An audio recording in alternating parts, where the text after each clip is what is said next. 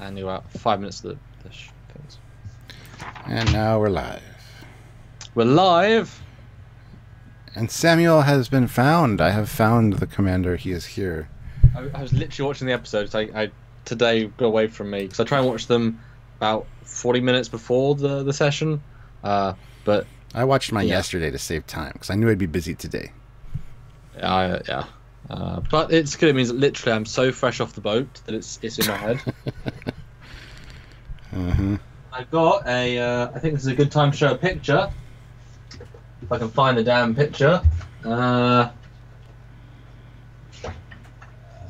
Gripping, isn't it? This is exciting. Yes, they're thrilled, and it's exactly what they came here to see. Oh, where did they go? Oh, they hit. Oh, I don't even know that. Damn it, Stuart. Damn it, Jim. I'm looking for a photo. I was gonna do a look at the reveal this week, and then show Tyler. It's like, look, he's a Klingon with me, but you know what they were last week. Anyway, thank you for joining us, guys. Everybody that I've been chatting to in the chat, much appreciated. Sorry for the delay. Fleet Paw Swiftback puts in $1.99. Thank you. About fracking time, Samuel. See, now they're giving you hell. I was watching the episode. Yeah, but it behooves you to be here at 5, so you should have done that earlier. I'm just saying. I'm just busting your balls. Meeting. I know you are. Foley is being silly, yes. No, Stuart never means it. It's one of those things where, like, with Doug Drexler, it's like, if you like Sue, he makes fun of you. I don't think Stuart's not as bad as Doug is, but it's like, yeah, if you know the other person's so confident and comfortable with you, then you can make fun of them because it's not as much of a thing. It's like, Stuart, I don't think you think I've ever been mean at you, like actively trying to. Animation number 8 was requested for that super chat, so let me pull that up and play that for Fleet Paw Swiftback. Here comes animation number 8 for you. Hope you enjoy it. It's been well deserved because you've been waiting. So it's glorious. It's a great animation. I'm sharing it now. All right.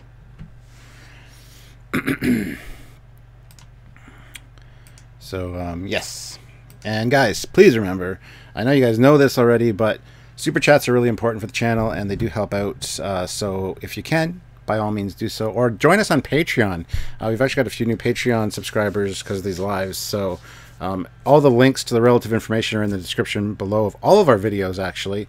And so just click them, and if you can help us on a monthly basis, please do so on Patreon, or just join us on a live and help us on a super chat basis as you feel you need to. And guys, I hope you really enjoyed yesterday's release, the Defiant. It's got excellent views, so we're very pleased with it. One of our best, I think. Good script, good renders by Samuel. First 1080, classic ship, just done in detail. We just did all the canon specific things. We didn't go outside the canon box, which a lot of people actually said they appreciated. So we might do more of those if you guys are interested. If you haven't checked out the Defiant episode from yesterday, go watch it. It's really good. I highly recommend it. Ironically, I'd very much say it's our original formula, but done to its absolute best. Furious Fawns. If only PayPal was an option for super chats. Well, we can make PayPal an option. We can add the PayPal, the Trekyards PayPal information in the chat here. Yeah. I gotta add that to the descriptions of the videos, I think, then for lives. I mean, yeah, if anyone wants to directly support the channel via a donation. Well, a lot of people on Anti-Trekker send him PayPals during the live, because that way, YouTube doesn't take its 30%. We get more of the money. So I'll tell you what, I will monitor the email, and yeah, if anyone wants to PayPal us directly, then my goodness, we'll get even more money from that, and that'll go towards a joint account, and we can do cool things with it. So yeah, there's usually, for sure. Yeah, there's usually comments on Anti-Trekkers. Go check PayPal, so he'll go check PayPal. And, yeah, so. But yes, well, we appreciate any help you guys can offer. But super chats are always super welcome, as I say, for our live at 5, because we do lives at 5 Eastern Standard Time. It's a good. It rhymes. Live at 5. Streamlabs has PayPal support. We will get this implemented. Yes, Car Galaxy, I needed to talk to you about that. Yes, we'll get that set up. Don't worry.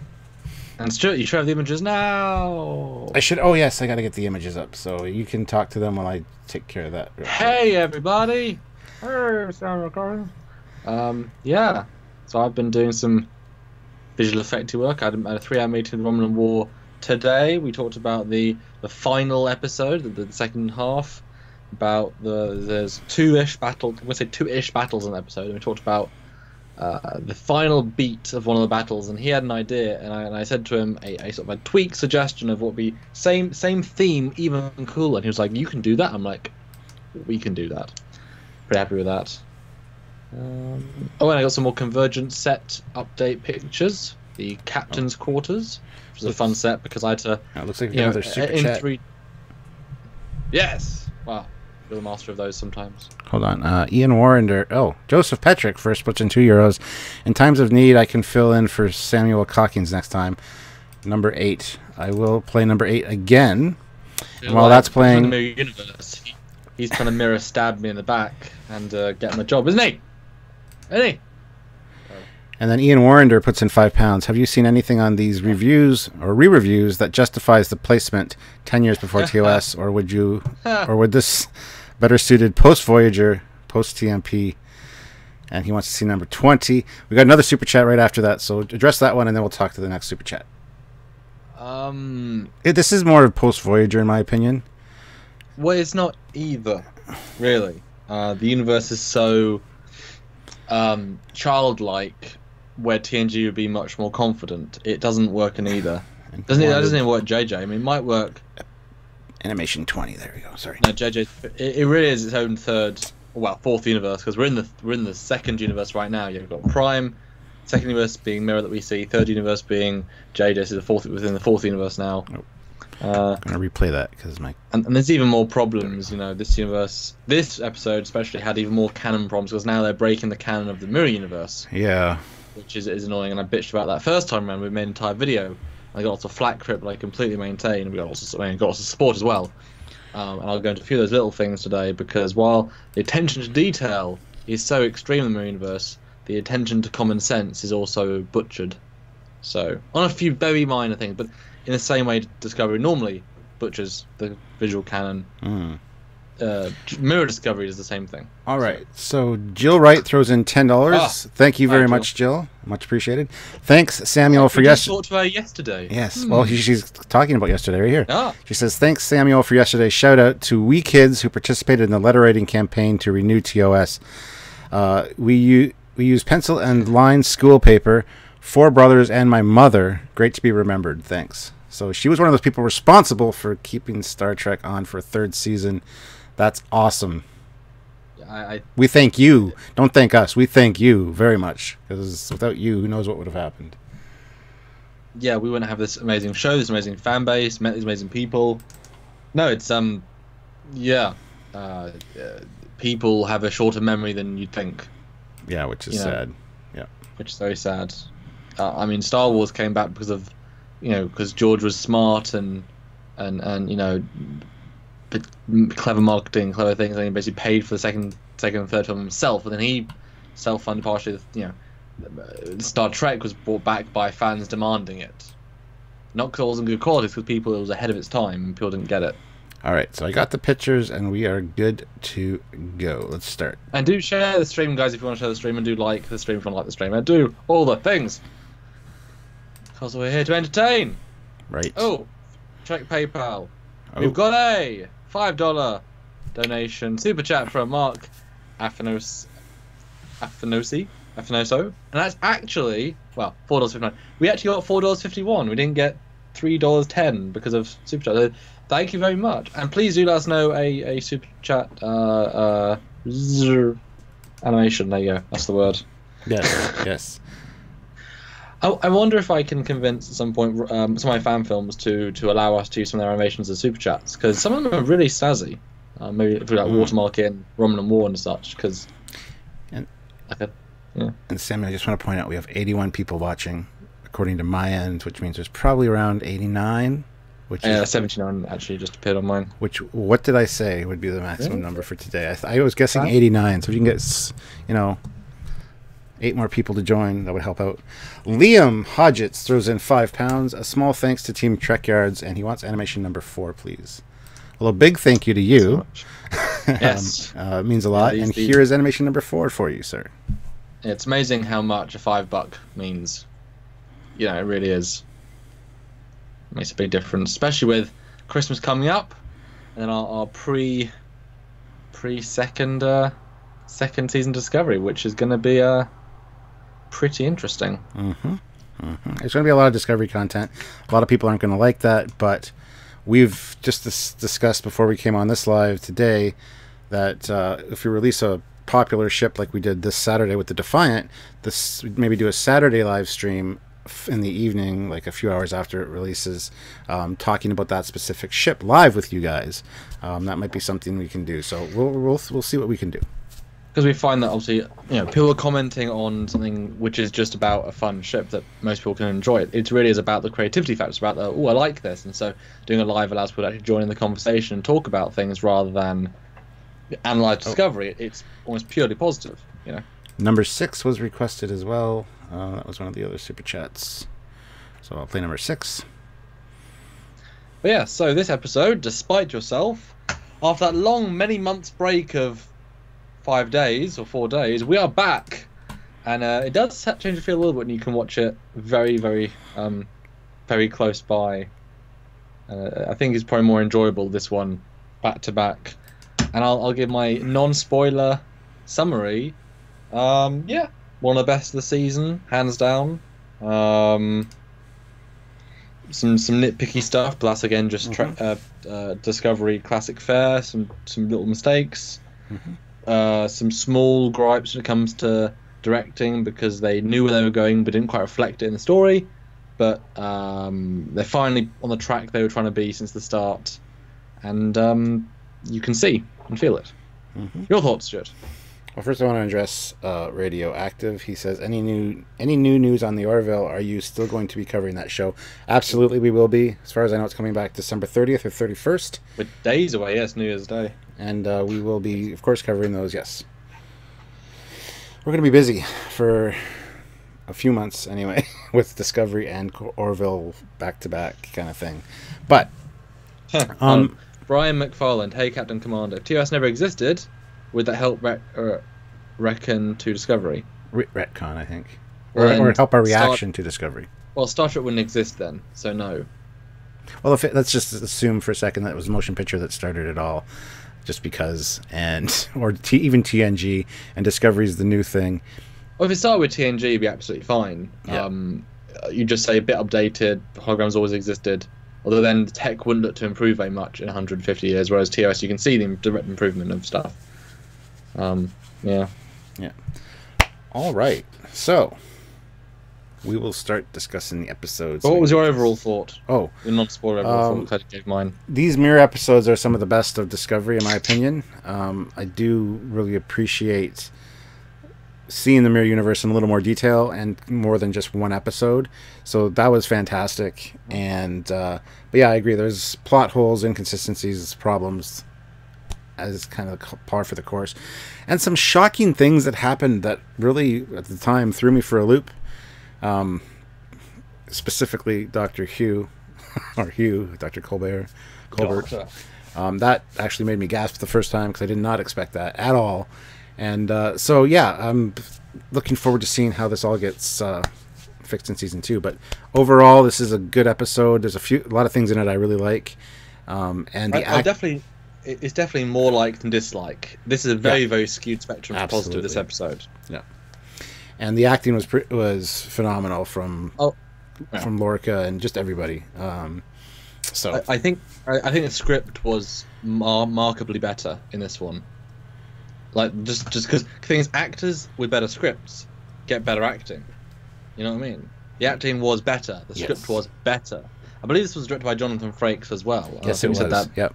And you can tell he's an acting director because he got a lot out of them. You can also tell he's a Star Trek director because it had a more Star Trek feel to it, in my opinion. Yeah. I mean, this probably, as a whole, is their best episode so far, but not necessarily like a favorite episode so far because it's solid in every respect. but it doesn't necessarily stand out, but it's the most solid. What do you think?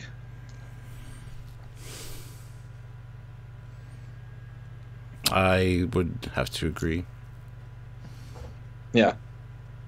So I think I like the scripting better in Mud. That's because it had a much more like the story was condensed. It was an episodic. This one, the problem with this one, and we'll get into it in a minute, is obviously that the potential of where it could go is so great. It doesn't get there, but this episode is really ripe with what could be, and I didn't lose that weirdly, despite knowing that it doesn't necessarily go where you want it to go or expect it to go. But the cool teasers are really good in this episode. They just don't pay off particularly well. Yeah. Okay, start at the beginning.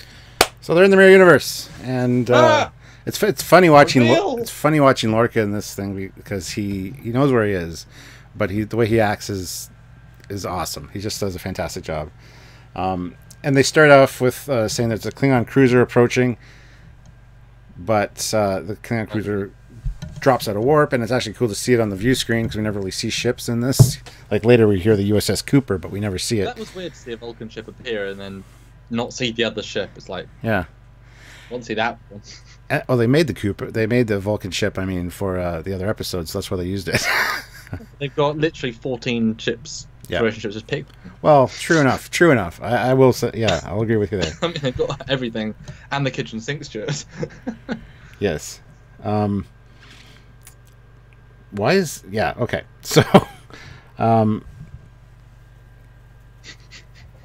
yes, Stuart. I don't know if my notes. I don't know if my notes are making any sense because it starts out with Vulcan cruiser approaching, but then we hear that the spore drive's offline, the quantum signatures don't match, but that's after they engage the Vulcan, I think, and they destroy the Vulcan ship, right?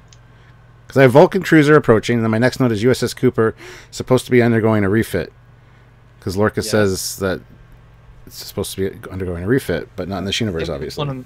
I think quantum things first, since I just watched it an hour ago. Yeah. But it's so quick. It does burn right through, but then they work out very quickly. Okay.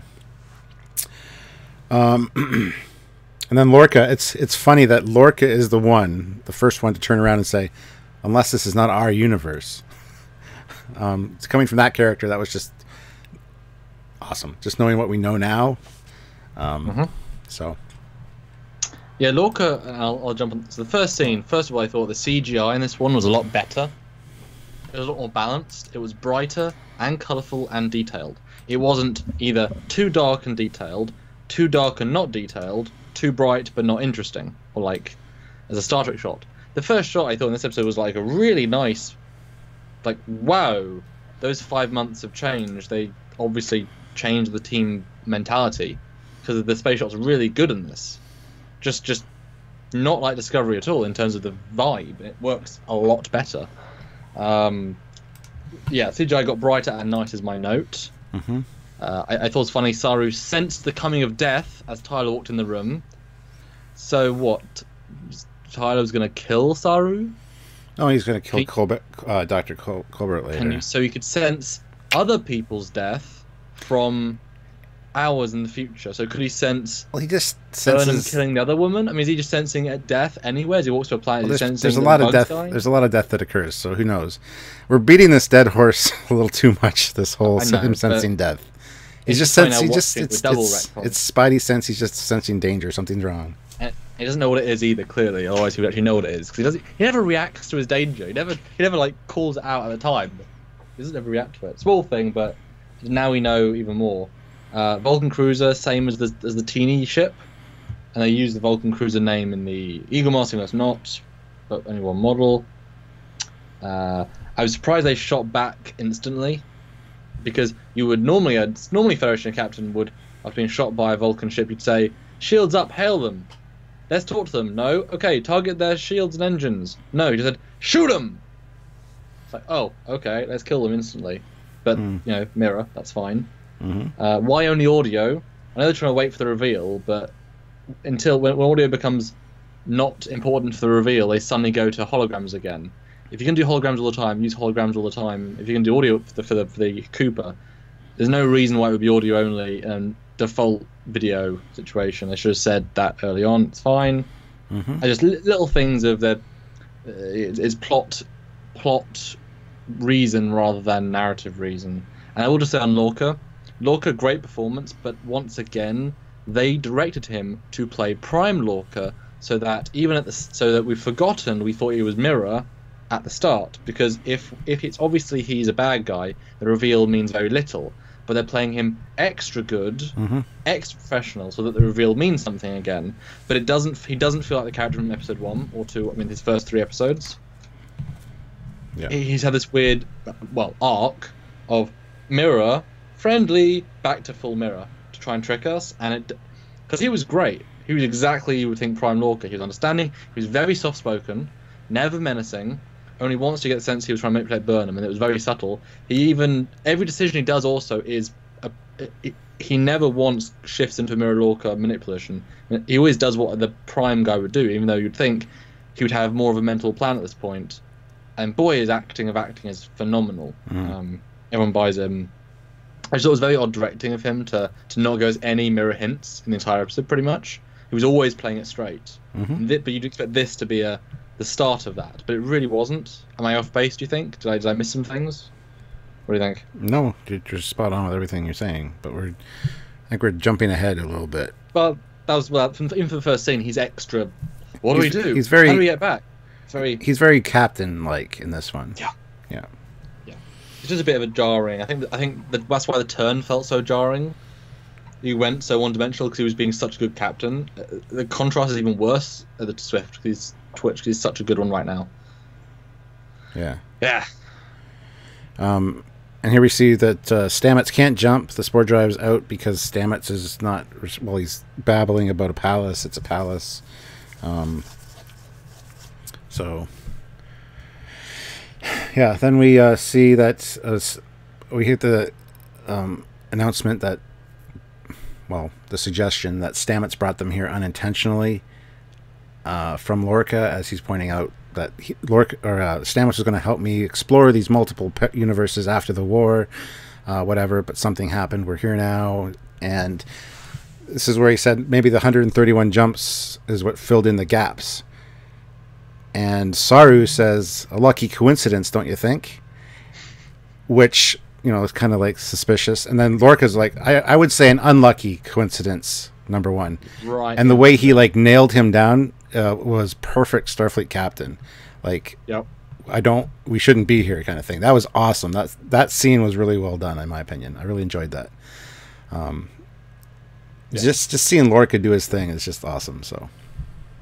Yeah, this is what Prime Lorca is like. Then he's a good guy. And the shot of going around the conference room was brilliant. The VFX was brilliant. You didn't not buy it for a second. And I like if you didn't. Again, the way he's talking is he's not lying about Stamets. He's never lying. He's very interesting in his use of truth, and yet I think he really did. Really get the Bible on the other him and learn it.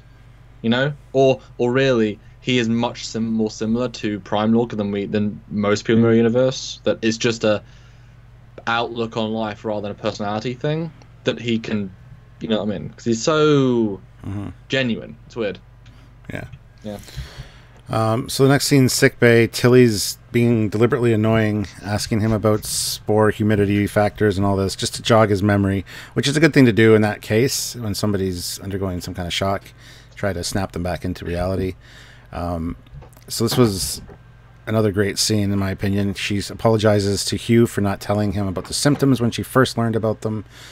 And then Lorca comes in, and there's a great interaction between Hugh and Lorca. Hugh is very standoffish, and rightly so. He's, you wanted me to falsify records for, well, blah, blah, blah. He basically blames Lorca. And again, Lorca doesn't act as a typical Mirror Universe guy and snap at him. He's just like, you're right to blame me, but I'm going to assign another doctor to him just because of how close you are to him. And the scene was really well played. Now, Jill had said in the chat earlier that she felt that Hugh and Saru were both on to Lorca as being, not right, but I don't think that's the case. I think this was a very personal issue between Hugh and Lorca because of Stamets, because of what happened to Stamets. I don't think it was that Hugh suspected anything. Well, what can you suspect? You wouldn't at any point jump to he's an alternate version of his character from Mirror Universe. They would just think he's a bit of a PTSD douchebag. Yeah. You know what I mean? You would never jump to that. There's no reason to. Although, why don't they just scan him? Why did no one ever scan him and see his other universe signature?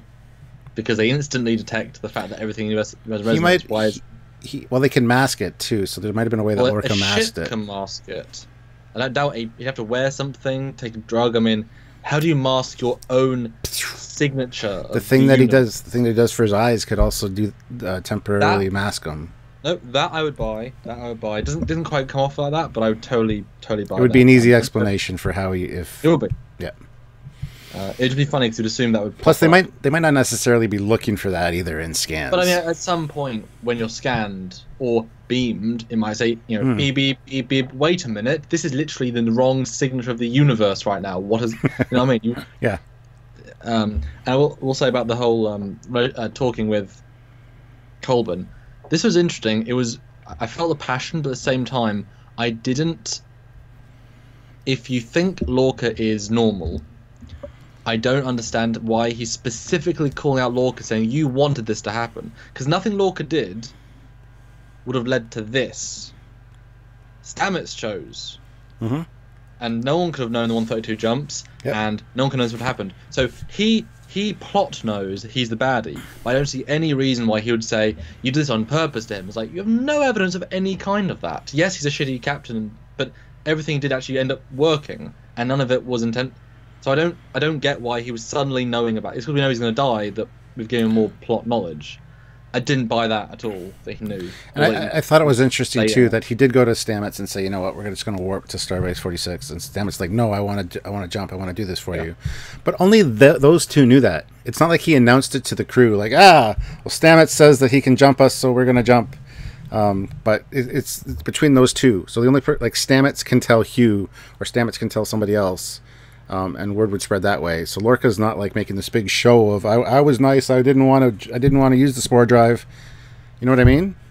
There's nothing that. It's just day to day. Everything is a coincidence. It doesn't. Yeah. Because I mean, you can imagine that he would say, "Don't do it, Stamets," and Stamets would say, "No, it's fine." Like he was so caring, "I love you" at the end that. But there was even nobody within earshot to hear it. It was just those two on the shuttle bay, which I thought was interesting. Because if you are in Lorca's position and you want to have it known that you're trying, or you're whatever, you just want to look like the good guy, you want somebody in earshot or something when you have this conversation so that more people know what's going on. Well, again, the Lorca plan is not, he wasn't thinking plan then, was he? It ended up being a plan, but I just think it was weird that he would blame him. I don't think he has a reason to. Yeah. Yes, he's in charge, therefore he's to blame, but he was way too knowing. And Son of a Red Shirt, he says, I pride myself on knowing a bit of Star Trek history. Can anybody cite an example from any series about the Mirror Universe that's sensitivity to light? Not specifically, but if you watch the Deep Space Nine episodes, it's very dark wherever they are. Whether in the caves, whether they're on Terek Nor, the lighting is very dim, generally. Even on the Defiant, when they finally get the Defiant, it's a lot darker lighting. Nothing's ever stated about it. It's just mood setting, but I think that's kind of where it might have come from. If you recall, every person who comes over to the Mirror Universe, whoever comes to our universe from the universe, never ever complains about the high lighting at any point, despite that would be the first thing. Oh, it's so bright, I can't see. And they're not suddenly taking the drugs, are they? So no. I mean, yes, you can make it work, but very, very, very, very poorly. Given also the TOS sets weren't darker, so no. Well, exactly. Doesn't work. Yeah, I hear you. It's a very lazy retcon. Yeah. The next scene we find. So one last thing, sorry. Where is the chief of medicine? Where is the doctor? Where is the head of the department? I don't know. Where are other doctors? Yeah.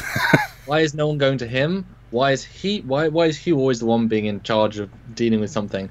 The chief of medicine is better qualified because he's by definition better qualified. Why are there no other patients ever in the sick bay? Why are there no other doctors ever in the sick bay? There's a nurse once. Why do we present him being the lead doctor? Is it?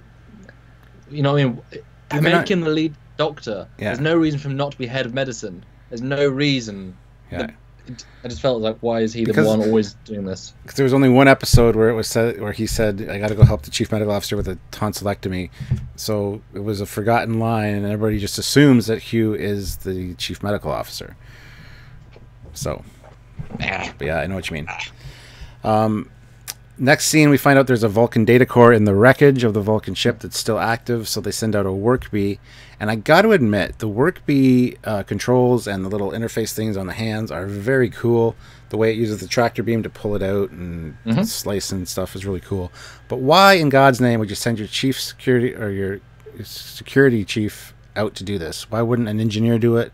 Why wouldn't another member of the crew that's more qualified that doesn't have PTSD be out there, where there's going to be dead bodies and wreckage floating around? There's a Vulcan head that gets highlighted, and you can see it floating outside the window. Why wouldn't you send several teams?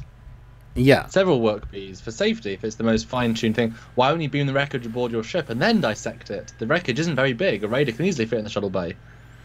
Yeah. All these questions are answered by... because he needs PTS flashback in cool space to make us... to delay the next scene, because there's only so much Mirror Universe plot they have. There's several points in this episode where they're delaying it by showing us stuff we don't need, and this whole scene could just be a case of Tyler, yes Captain, you've flown a raider. Yes sir, with you once. Well, go open it up. Okay sir. Okay, fine, moving on. That would have been funny actually. Yeah. Great work could be there. Just in yellow. Yeah. The next scene, he goes straight down to the brig, and there's never any security at the brig. There's never an officer, like... Well, she's only a Klingon higher up rank person who tortured your head of security for 6 months. Come on, Stuart. She's not that important. Come on. I know, but... Come on. Anyway, he goes in, he starts... she triggers him with the Manchurian Candidate thing, and it doesn't quite work. What a reveal! It doesn't quite work. He starts speaking Klingon, but then it kind of goes off the rails a little bit, and she's definitely confused. So yeah, there's this trigger sequence of whom do we seek? Kalis, how do we find him? Together, Kalis, give us light to see forever. Will he hide us from us? Always, never, never. What is your name? And then it just doesn't work. It doesn't trigger Vok. And she almost gets shot. Just the little Car Galaxy Studio says they didn't know he had PTSD. No, but Lorca did know he was been tortured, and he wouldn't send that guy in it. And Burnham knew he was having PTSD, and she would probably suggest he doesn't do it because it's better qualified people. So people know how to not let people that shouldn't do jobs. Just saying. Yeah, I mean, it's a great scene. I love that she actually gets him to open it without any, like, it's a very flowing scene. And what a reveal! Although now you rewatch it, it's not even played like a reveal. It's played like a, and cool, this is happening, right, move on. It's kind of strange as a reveal. Yep. And it's like so early in the episode as well, because like right, we gotta get past Vok because he's not that important for at least another 6 episodes. You know, it's like he's important later. Let's get to the Vok bit. Yeah. It's great. He can talk. He could talk like this. And the next scene is Burnham and him in the mess hall, and I love how she says, "What happened aboard the worker bee?" I think worker bee. Oh, just, it's on my throat. The worker bee thing made me laugh. I know. I just call them work bees. Why would you call them a worker bee? It just, I don't know. It's just something that annoyed me. I think she got the script it's very wrong. petty. She got the script wrong and didn't correct it. That's fine. Yes. What's Lorel's plan now? It failed. Surely should be screwed. Well, she knows it might take time because it was experimental, maybe, the overlay of his personality, so... I don't think she knows anything at this point. It's been triggered, so it should take hold soon, she's hoping. I don't know what she's thinking, but... It never did, so... We've got I guess. And we've got up to 108 people watching right now, so... Hey! Welcome, everyone. Yeah, if you guys can super chat, that'd be awesome. We have animations up there if you guys... Or over there, or... Yeah, over there. If you guys want to pick one, you can see some really cool animations done by Samuel. But, yeah. The next scene is in engineering. And they find out essentially that they are, once they've accessed the data core, that they are in a mirror universe. And, yeah. Stuart, with a faceless emperor. Faceless emperor is important. Stuart, why is a spore drive control room being used to access a Klingon data core with a spore technician and a xenobiologist? Because they don't have any other sets or actors. Right.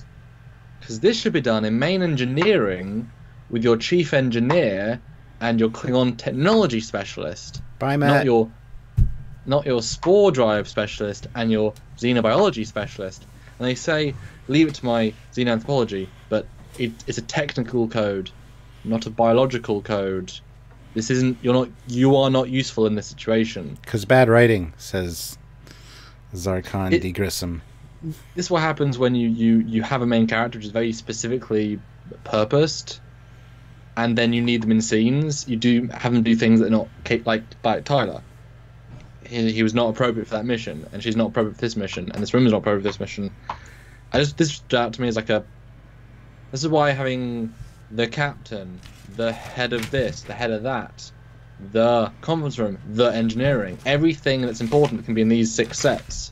Whereas these things shouldn't be having these places with these people, but because plot. So a lower decks thing didn't work here.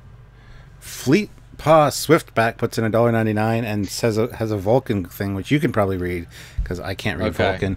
But he wants animation number 16. So while you're deciphering that or saying that, I'll play number 16.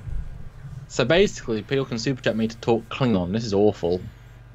And I'll do it for $1.99 or more. I can't do the Vulcan thing. Sorry.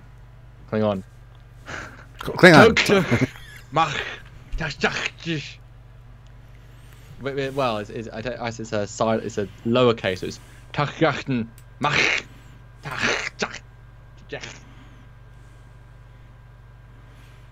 What he said. But there's your animation. I'm a molecular biologist. Don't you know we can do anything? Yeah, it's true. Well, this is where they announced that the rebellion fears and mistrusts all humans, and it's led by the Terran Empire is led by a faceless emperor, which I thought was weird because massive ship where everyone knows her, massive ship. She has a meeting with all the captains. All the captains know her. People want to kill her all the time because that's what you do. So they all would maybe probably spread the word of who she was to their people they try and kill. And the captain of the Shinjo, whatever his name is, I don't care because he dies again. Captain Connor. Captain Dead. He says she saw something in me. So everyone knows who she is. Yeah. Like she's not faceless. But she had to be faceless. Sure. She had to be faceless in the records so that Burnham wouldn't recognize her right away until the big reveal later in the next episode. I know it's a rebellion data core, but there's a lot of people that know who she is, and you don't think they'd use propaganda and I don't know. Yeah. Like it would have been cool if you'd had like a puppet emperor, who they thought. Yeah. Like what's his name? The TOS guy, the mask. Like if that was the face of the emperor, and they were like, it's this genetically engineered human, or like Khan. If Khan was the emperor, a descendant of Khan, and everyone was like, "Whoa, Khan!" And then actually in the throne room, he's her second in command, and it's actually this, Asian woman. That would be like, ooh. So I don't know. No, I agree. That would have been much better. But or just I don't know. That's the problem with reveals. You either talk about them or don't. Yeah. So the next scene is on the bridge. There's the USS Cooper again hailing that they're going to fire if they don't answer the hails because they haven't been answering. Lorca Lorca, who's from this universe, open channel, and then all of a sudden Burnham is like belay that order. So Lorca should have known better. But this is where we find out that actually Sylvia Tilly is captain of the Discovery. /.-121 puts in £1.99. Says, "Show us your man boobs in Klingon." You got to say, "Show us your man boobs" in Klingon. Oh, no, I'll say in Klingon.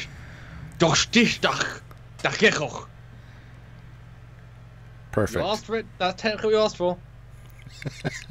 Baylock, yes, thank you.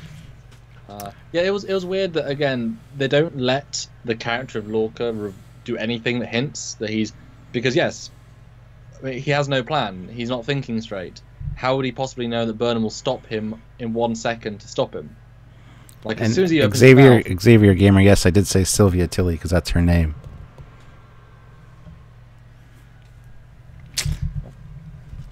Well, Xavier Gamer said, did he say Sylvia Tilly? And I said, yes, because I did say Sylvia Tilly is captain of the ship. Yeah, a lot of people just think her name is Tilly for some reason. No. But, yeah. Good coincidence there. But it's weird, because I'm sure everyone knows who Lorca is. Like, he's the most wanted man in the Empire. Everyone knows his voice, so what is he thinking? It seemed very strange. Unless, to be fair, unless he thought that the Cooper might have been loyal to him, the captain. It could be, and he was going to let something play out there, because then they would have recognized his voice. He would have then said, no, I'm Mirror, yeah. And then he could have taken it from there. Because you don't get a sense that Lorca has a plan. Like, I know he abandoned his first plan, probably, but his plan now is just get aboard the Majesty's ship. I guess. Yeah. Like it doesn't, but the get to there, he can't be a focus point of the story because we can't think he is the focus point of the story. Therefore, he's a passive participant in the plan, which is the wrong way. It should be him suggesting. On screen we see him suggest, well, if you take me prisoner, or he be the one that tells Burnham, I looked at the database, I'm dead, you're dead. He should have been more active in it. For it to make a bit more sense, I think. Well, I love that reveal though in the Ready Room, but that's coming up soon. Yes. Yeah. But Captain Tilly, so this scene, and so Tilly has to answer, and he says, "Just keep it short. Your answer short and sweet." And she's like, "Have you ever noticed I talk a lot?" And he goes, "Defy your every instinct," which is where the name of the episode comes from. Despite yourself. So this is advice to. He's saying what he's been doing for the last months as well. Yeah. And this is a fantastic. What the heck? It's a funny scene. I thought it was great. And Lorca's like just the interplay between the two of them, and Lorca's acting in this was just awesome. I really enjoyed it. And again, the script. Yeah. The script is a level above. Yeah. And because you felt a crew feel, you got a more Star Trek feel. Yeah, exactly. Very, very good set of scenes in this episode. And a nice little tip of the hat to Scotty, where Lorca's disguising his voice and he uses a Scottish accent. It was nice. It was nice. But I'm surprised that he let Burnham tell him to do that, because that's a hell of a risk from this guy. What if the mirror guy had known his voice and he'd say, Lorca? Well, that's why she said disguise your voice. But it wasn't that. Okay, you wouldn't expect it was him, but what if the guy was his best friend and he knew him? Well, I was just thinking, what if they knew the crew manifest of the ship and knew that this engineer wasn't Scottish? But then again, it's Mirror Universe. The engineer could have been killed by his second in command. There's a lot of problems with it being Mirror Universe, and they're not thinking about it. By the way, your camera is very blurry. Yeah, I'm trying to fix it. Okay. It's weird, it's still auto. So this is where we find out we have to blend in, we have to project confidence. So they're handing out the Discovery badges and all that. Brilliant design. All the Discovery art, the Mirror Universe aesthetic is wonderful art design. Yeah, this montage of getting Captain Killy ready to go and the ship change. The displays changing the paint, the registry on the hull. Just fantastic. That picture in itself is worth 1,000 words. But this emblem on the floor annoys me to no end. The continents are mirrored. They're a mirror image of what the continents should actually look like. Like they literally took Mirror Universe. It'd be mirrored in a Mirror Universe, Stuart. That's not how parallel universes work. I know. It's a little much. And also, how does a Terran enemy in a Klingon fighter that's a Vulcan, how did they have internal specifications to the SS Discovery to know what's on their floor, on the bridge, and have to be a blend in? Why would they know that? Because branding. They just know the Terran Empire brands everything. Their doors, their floors, everything. So, I don't know. It was a bit weird, because same with the displays. Why would they know exactly how the Terran Empire displays looked? Maybe Lorca was giving them suggestions. Yeah. You know, I think maybe in this universe that those displays might have a thing there. Yeah, let's put that in there. No, wrong color red. No, I think it should be darker, more bloody. And at this point, at 13 degrees. Ah, that looks perfect, sir. That's what I would do if I was from this universe. Looks at camera, and who knows? What, sir? Nothing. Kill. No. Oh, and then we get the scene. So it's a great scene. Everybody in the new uniforms. The new uniforms are kind of cool. And then we see ISS Discovery. That's nice.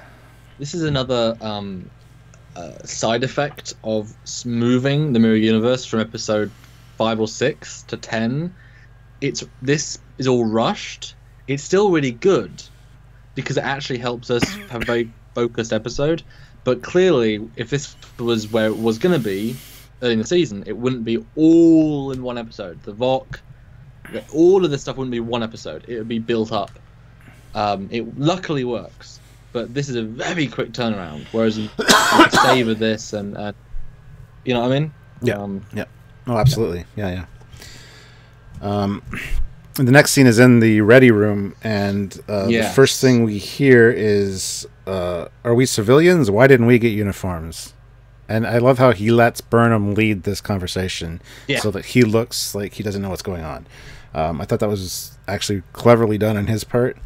And that's where we find out that Burnham's supposedly dead, and Lorca's wanted for her death. So, and then an interesting conversation, and then the talk about destiny, and how she says she doesn't believe in destiny. He's like, "Are you sure? Because, you know, she says you're responsible for me being here," and he's like, "Well, we'll have to see it." Like, you know, because that is destiny when you think about it. After we know what happens, destiny didn't get me out of prison. You did that. Whatever. We got some super chats. Yeah. /.-121 £1.99. Commander, go buy a decent light. You are orange. He's got a good lighting system there, so it looks fine. I'll just change the white balance then, I guess. But that's what it is. It's just the white balance. Now he looks like he's in a frigid... Yeah. Now he looks like he's in Canada. Anthony Lazarus puts in Dr. Freeze. $7.99 Australian, I believe. Good morning. Loved the Mirror uniforms. And 10, please. So animation 10 coming up. Yes, I did love the Mirror uniforms, especially Killy's. But of course, I'm biased that way. So there's animation number 10 for you. Thank you very much, Anthony. So anyway, great conversation in that ready room. That was well written, in my opinion, and great foreshadowing. Just very subtle, nuanced, and just awesome. So. Now, there's a little thing that I noticed in this one specifically that is in when you watch it in the new context. So he says, "What about my crew?" And he doesn't say it like, "Yeah, what about my crew?" He's like, "What about?" Like, it's so genuine, and she tells him, and he's affected by it. And the first time you watch it, I didn't give a shit, because why would he give a shit? It's his fake crew, but it's actually his crew. Yeah. Who he actually cares about. They're the one that are going to rebel him. And then obviously he's being told the new information of, and you got an escape pod, all that stuff. That's actually new information. That's why and he says, he would have liked to have found he was hoping to find a better version of himself in this universe. And I'm like, oh, you sly devil! You actually were wondering, well, what the hell actually happened to Goodme? Yeah. He has no idea. Yeah. Crafted sentence of that back and forth. He's genuinely, what happened to my crew? And did he make it off? Where is he? Yes. That's great. That's the only time I get a sense he's playing the game. It's so underplayed. It's really nice. Yeah. Thomas Potts throws in $4.99, so thank you very much, Thomas. Hey, I see you, Potts. Like that. It shouldn't be illegal to kill Burnham. Why is he wanted for that anyway? The Emperor knew she is a traitor, and he wants animation number 19. Well, that's the point. The public record is wanted for his death, but really, you're right. No, you're right. She's a traitor, and Giorgio knows. Yeah. And therefore, well, she didn't want her protege being known to be sleeping with Lorca and be on his side. So yes, you're right. That's just public version is one thing, real version is the other. But they know that, and we'll get into that later. Yeah, spin doctors are a great thing. They spin the information the way you need it. Yeah. So then we get on to Defiant. And do you want to see my note? I sort of failed to write, but I tried. God. It's I heart Defiant. Oh my God. I mean, remember they were saying, "Oh, this is going to be a heist on Defiant. We're going to see Prime Universe corridors, and we're going to that's going to be the whole storyline. Wow, how cool is that?" And nope, plays no part in anything. It's like the Ron Connie, and it's like, hey fans, look, we got this thing for you. Do you want to see it? Do you want to see it? They couldn't even commit to make it look the same. Like no, because it's fine. It's the post ISS military refit. That's fine. It looks actually fine, that version. But it's like, because you know what they said. They said, the behind the scenes department said they threw this. They didn't know this was going to be shown. So they threw this together in like a week. Not having any art direction. There's nothing to do with John Eves. They didn't even know they were doing the Connie at the season finale at this point. So they were just, oh crap, we'll do a mirror Connie. Yeah. That's why it doesn't look at all like the other one. That's why it plays. I mean, there's some little teeny things, but it doesn't really. Although it does have a bigger impulse drive, but again, small things you change to extrapolate. And it did give us coincidence. It did give us a lot of discussion fodder at the time. Yeah. And Samuel even did up a mock version of this ship, which looks fantastic. So if you haven't checked out that episode, go check it out. Yeah, just look up. You're gonna put the link in? I'm gonna put the link in. Okay, perfect. While you're doing that, I will discuss this. So they got info on the Defiant back aboard the Shinzo. So the plan is to get Burnham back on her ship, back in the role of captain, get the information on the Defiant that they can use. So the plan's becoming very complicated very quickly. Here is the...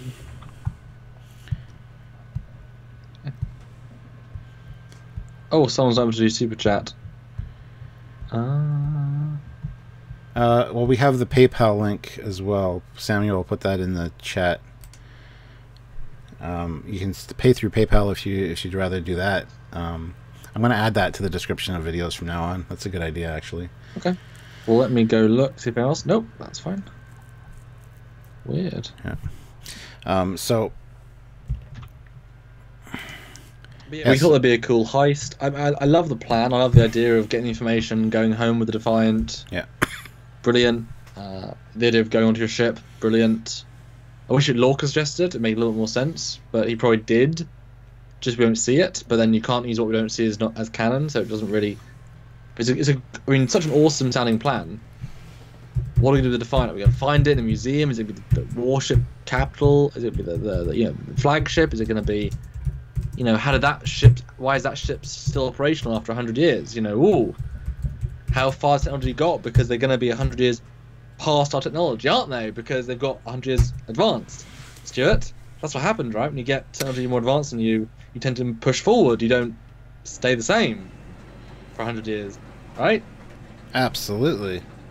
Nope, you're wrong, Stuart. You stay exactly the same. You don't grow whatsoever. Oh. You completely ignore the canon. And not use it. But that's not right, though. No. I'm confused now.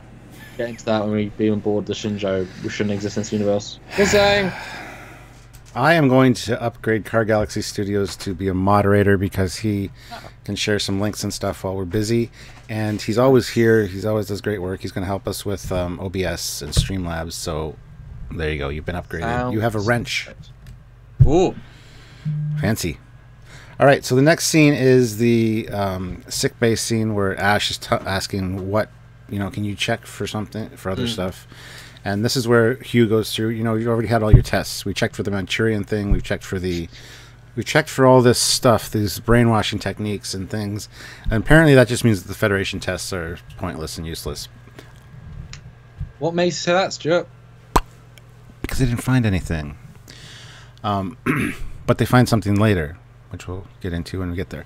But it's interesting because the Klingons did use a new technique. They did an overlay of a personality instead of whatever. And so it kind of makes sense, but at the same time, the whole scene's playing out, and I'm thinking, wow, the Starfleet is just useless.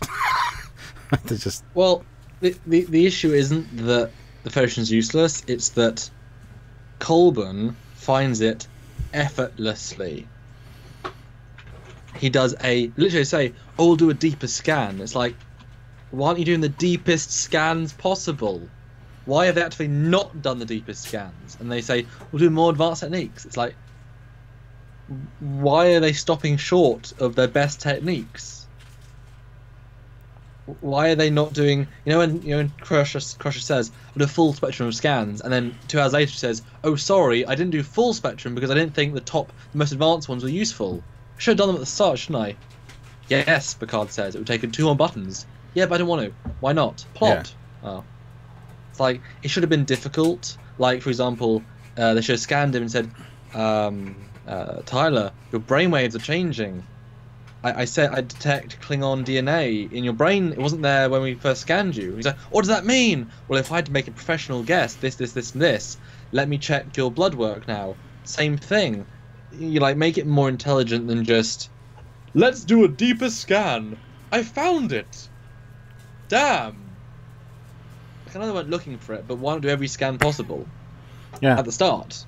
That's what it sounded like they did, though, with the way he was laying out all the tests they did do. But yeah, it's not even like Lorca knew he was Vulcan, therefore he said to Starfleet, "Yeah, we don't do all the tests." Like, they would have given him everything. It's just a little bit lazy. Yeah. A little bit too easy. And then Stamets comes back for a brief second. His eyes change back to normal, and he says, where is it here? Stay out of the palace. Be careful. The enemy is here. And then he goes back to being,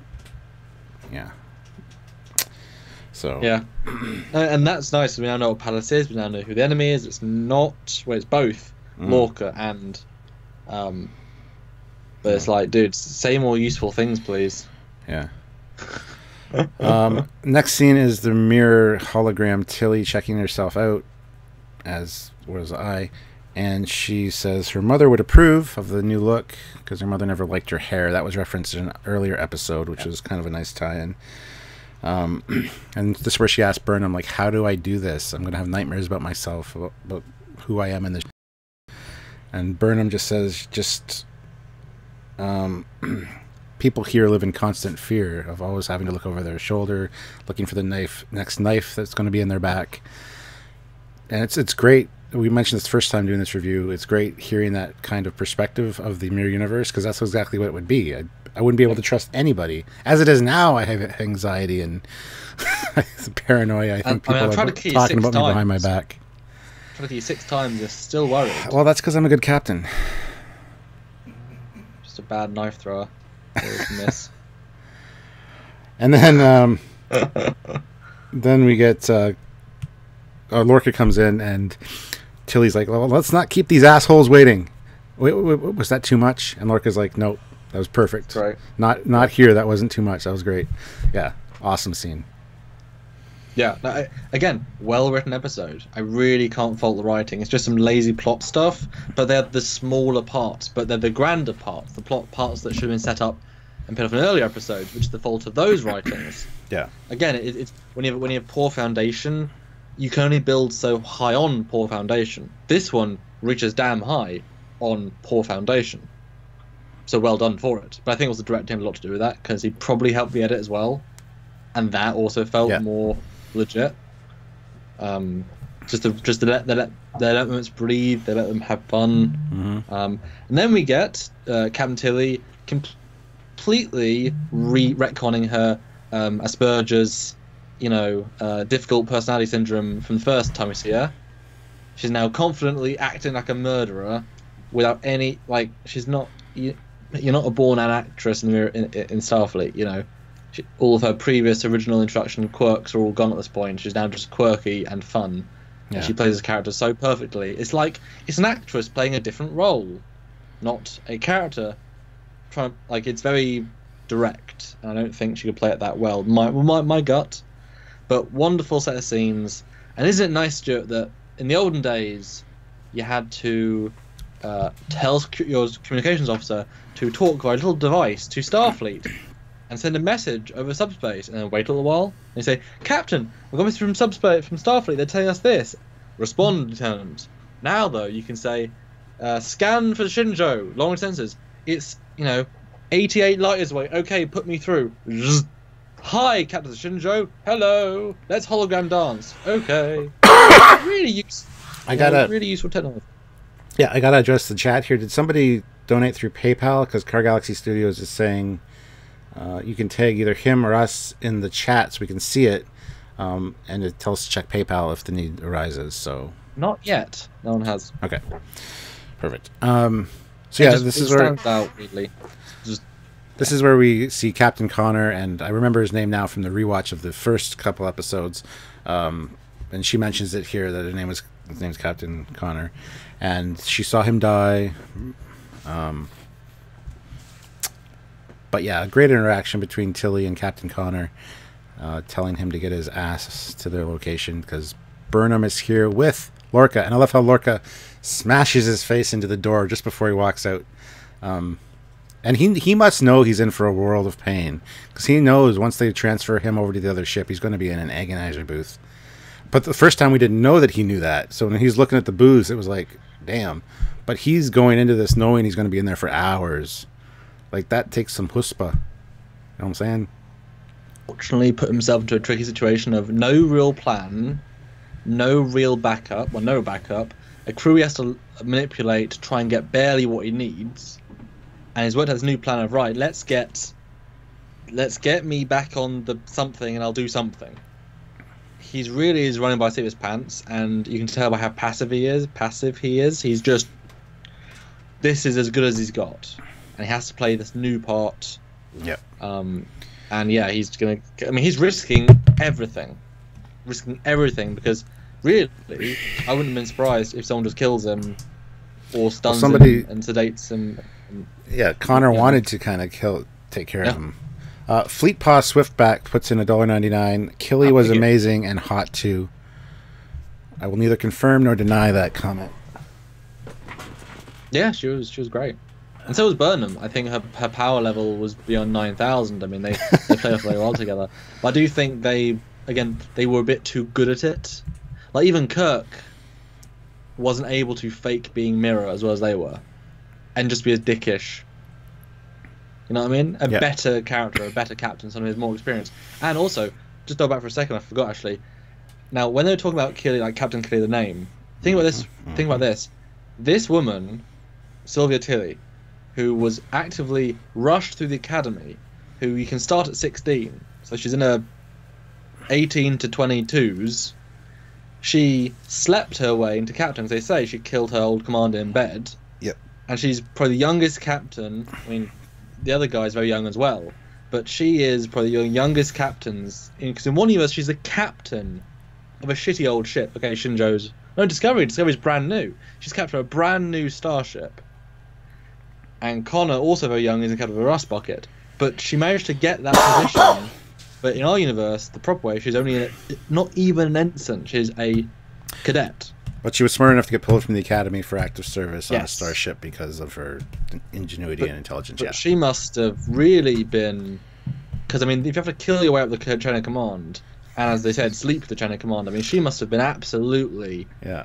Probably just as dedicated to command as Tilly is, just via other means. And by God, she got there 20 years before Tilly. Because that's a real... it's like if Kirk got there when he was 12. It's like, I'm captain now. Why? I kill everyone. I killed them. Weird. I'm laughing at Vile Mike's comment. Agonizer booth is just a phone booth with an unbreakable TV playing Discovery nonstop. Oh, bad bits, yeah. Yeah, so the next scene is where we find out that yes, there are they have tried a new technique on Tyler. There's something very wrong with him. There's evidence of scarring around all his major organs. There's something called bone crunching, where they've shortened the bones or lengthened them. I can't remember which. And there's a new personality overlay. And as this discussion is happening, Tyler comes up behind Hugh and snaps his neck, with Stamets just in the bed right next to him. So, and that's when Stamets says, "The enemy is here." As opposed to coming, yes. Yes. Yeah, it's a. And this scene shocked me so much the first time. It's again a weird one. He knows so easily, but because we know he can die now, he makes very big leaps. I think. Or like he puts all pieces together in what we can assume is a couple of hours max. I'm guessing that he had nothing else to do. He's not chief medical, so he has lots to do. But you know, literally, it's the first thing he did, I guess. I mean, maybe he's got some sort of speciality in biology specifically. That's why he went to him. Yeah. But you know, he guessed it, and I love his acting. But now watching this, it seems so pointless and wasteful, knowing that it means very little. Yeah. Because Stamets is really fine with it, for the most part. He bottles it down, but he's not like it doesn't give him the strength to. Okay, I guess the little bit it does, but it could have been a live Hugh, could have been vice. There's other ways he could have done it. So they must have had a sense of what we're going to do in season 2 with him that is grander to kill him off. So, because he really didn't need, or you know, it did. You know what I mean? Because we were assuming it might really play a massive part. It kind of does, but it could have been done other ways.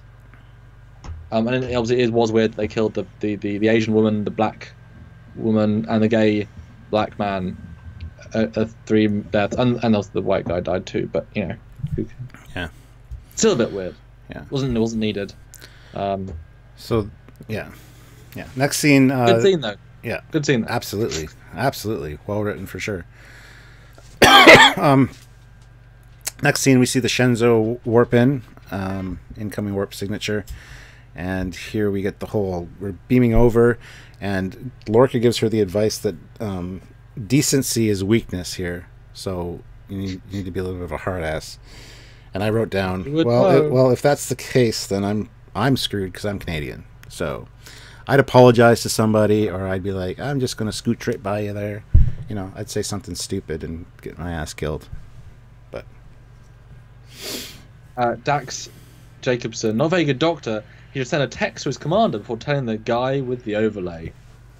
Also true. Not necessarily. He would, because patient confidentiality. But the fact is, there would still be medical. Well, yeah, but he's not displaying his Klingon right now. He's still talking as Ash and looking for help. So it would be in the medical record. It'll be in the computer file. But that would be the next thing he would do, I would assume. I don't think he would do that first. I absolutely do not think that. Well, because he also says, you know, you're grounded. I would have instantly. I think Picard, Kirk, Janeway, Sisko would have all had a security officer in the room waiting, or likely, yes. Or bring. But you got to understand, the captain's busy right now. Lorca's doing shit. I was about to say that. Yeah, no, but you've got, but only the captain. You've got at least a dozen security officers. It's a very small crew, but at least a dozen security. Yeah, but who's in charge of security? Tyler. So you'd have to go through him anyway to get a security officer there. No, you wouldn't. Doctors have a lot of emergency power. They can lock up the captain if they need to. They can definitely order a security officer. You got to wonder, did Tyler just show up in sickbay looking for the results, or did Hugh call him there first? Because if he just wandered in and said, "Have you found anything yet?" which I think is what happened actually, and Hugh's like, this, you know, kind of caught off guard. Still not the smartest thing to do, but we don't know exactly the situation there, so. I like that if they had more time, they could have had it be that you like saw a scene where, again, if this was longer season with more episodes, you could have had Tyler sitting on his bed, blank face, and there's a pad next to him, and it bleeps with security override, medical data revealed. and he snaps out while he's hearing Klingon words, pulls up the pad, and he sees it, and his eyes go blank, and then he walks to the doctor. So he gets the scans instantly, and that triggers him to, like, that would have been really cool. Like, he's still really conflicted. But yeah, no, okay, yeah. Yeah, and no, Vile Mike, I'm not implying that Canadians are not badass in this universe. I'm sure Canadians are total dicks in this universe. However, me as a Canadian from the Prime universe, going over there, I am going to be screwed because I'm still going to inherently be nice and say something stupid. Yeah, not before noon. Just don't give me my coffee and I'll be a miserable, grumpy bastard and I'll be fine. I'll fit right in. Yeah, I just need my Tim Hortons, but they don't have Tim Hortons in the Mirror Universe, so. So yeah, the great scene where they go over and they transition between the two transporter rooms. I thought that was fantastically done. Connor and his security team meet them, and Connor was going to have Lorca sent to the agonizer booth, but Burnham steps in and says, "No, I don't want anything happening to him. He's, my charge, blah, blah, blah. I don't want some zealous officer of yours killing him and taking my prize." So that was well played.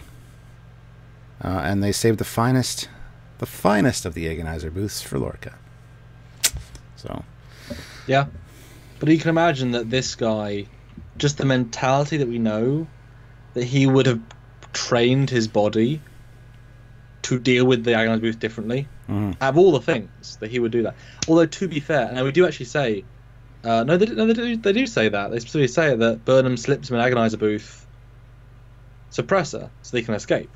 Remember, that happens like in an episode 2. That's why he's okay, and that's the secret to him being okay. So you think he has one on him now? Like he smuggled one on? Well, no. Well, I don't know if they gave him one ahead of time, because she does give him one later on. Well, they should know about it right now, because. Unless it's in the data core from the Vulcan ship, which you think it would be. But anyway. Yeah. Well, it's been in existence for 100 bloody years. Yeah, and that beaming between the two rooms is great, although again shows how they just reused the same set, even though it should look very, very different. And they even explained the fact that they swapped out the lateral vector transporters on the old Shinzo again.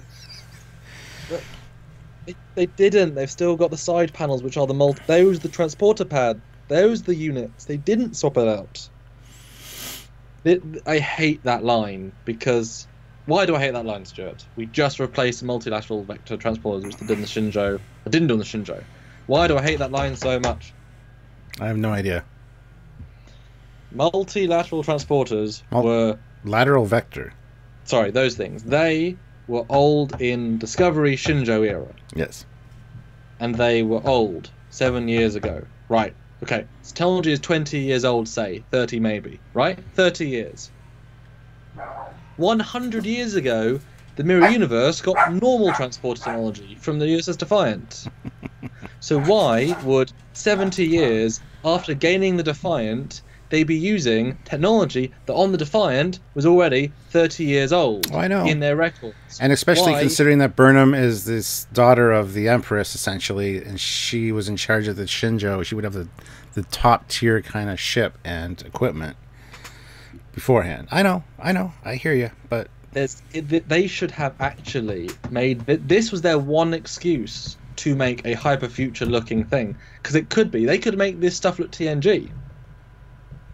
Now, obviously, if it gets TOS and Mirror doesn't make sense, that's fine, but because you could retcon out visually, or that's the first Mirror Universe. Second Mirror Universe is Into Mirror Darkly. But we know this universe is Into Mirror Darkly's universe. You do not still use...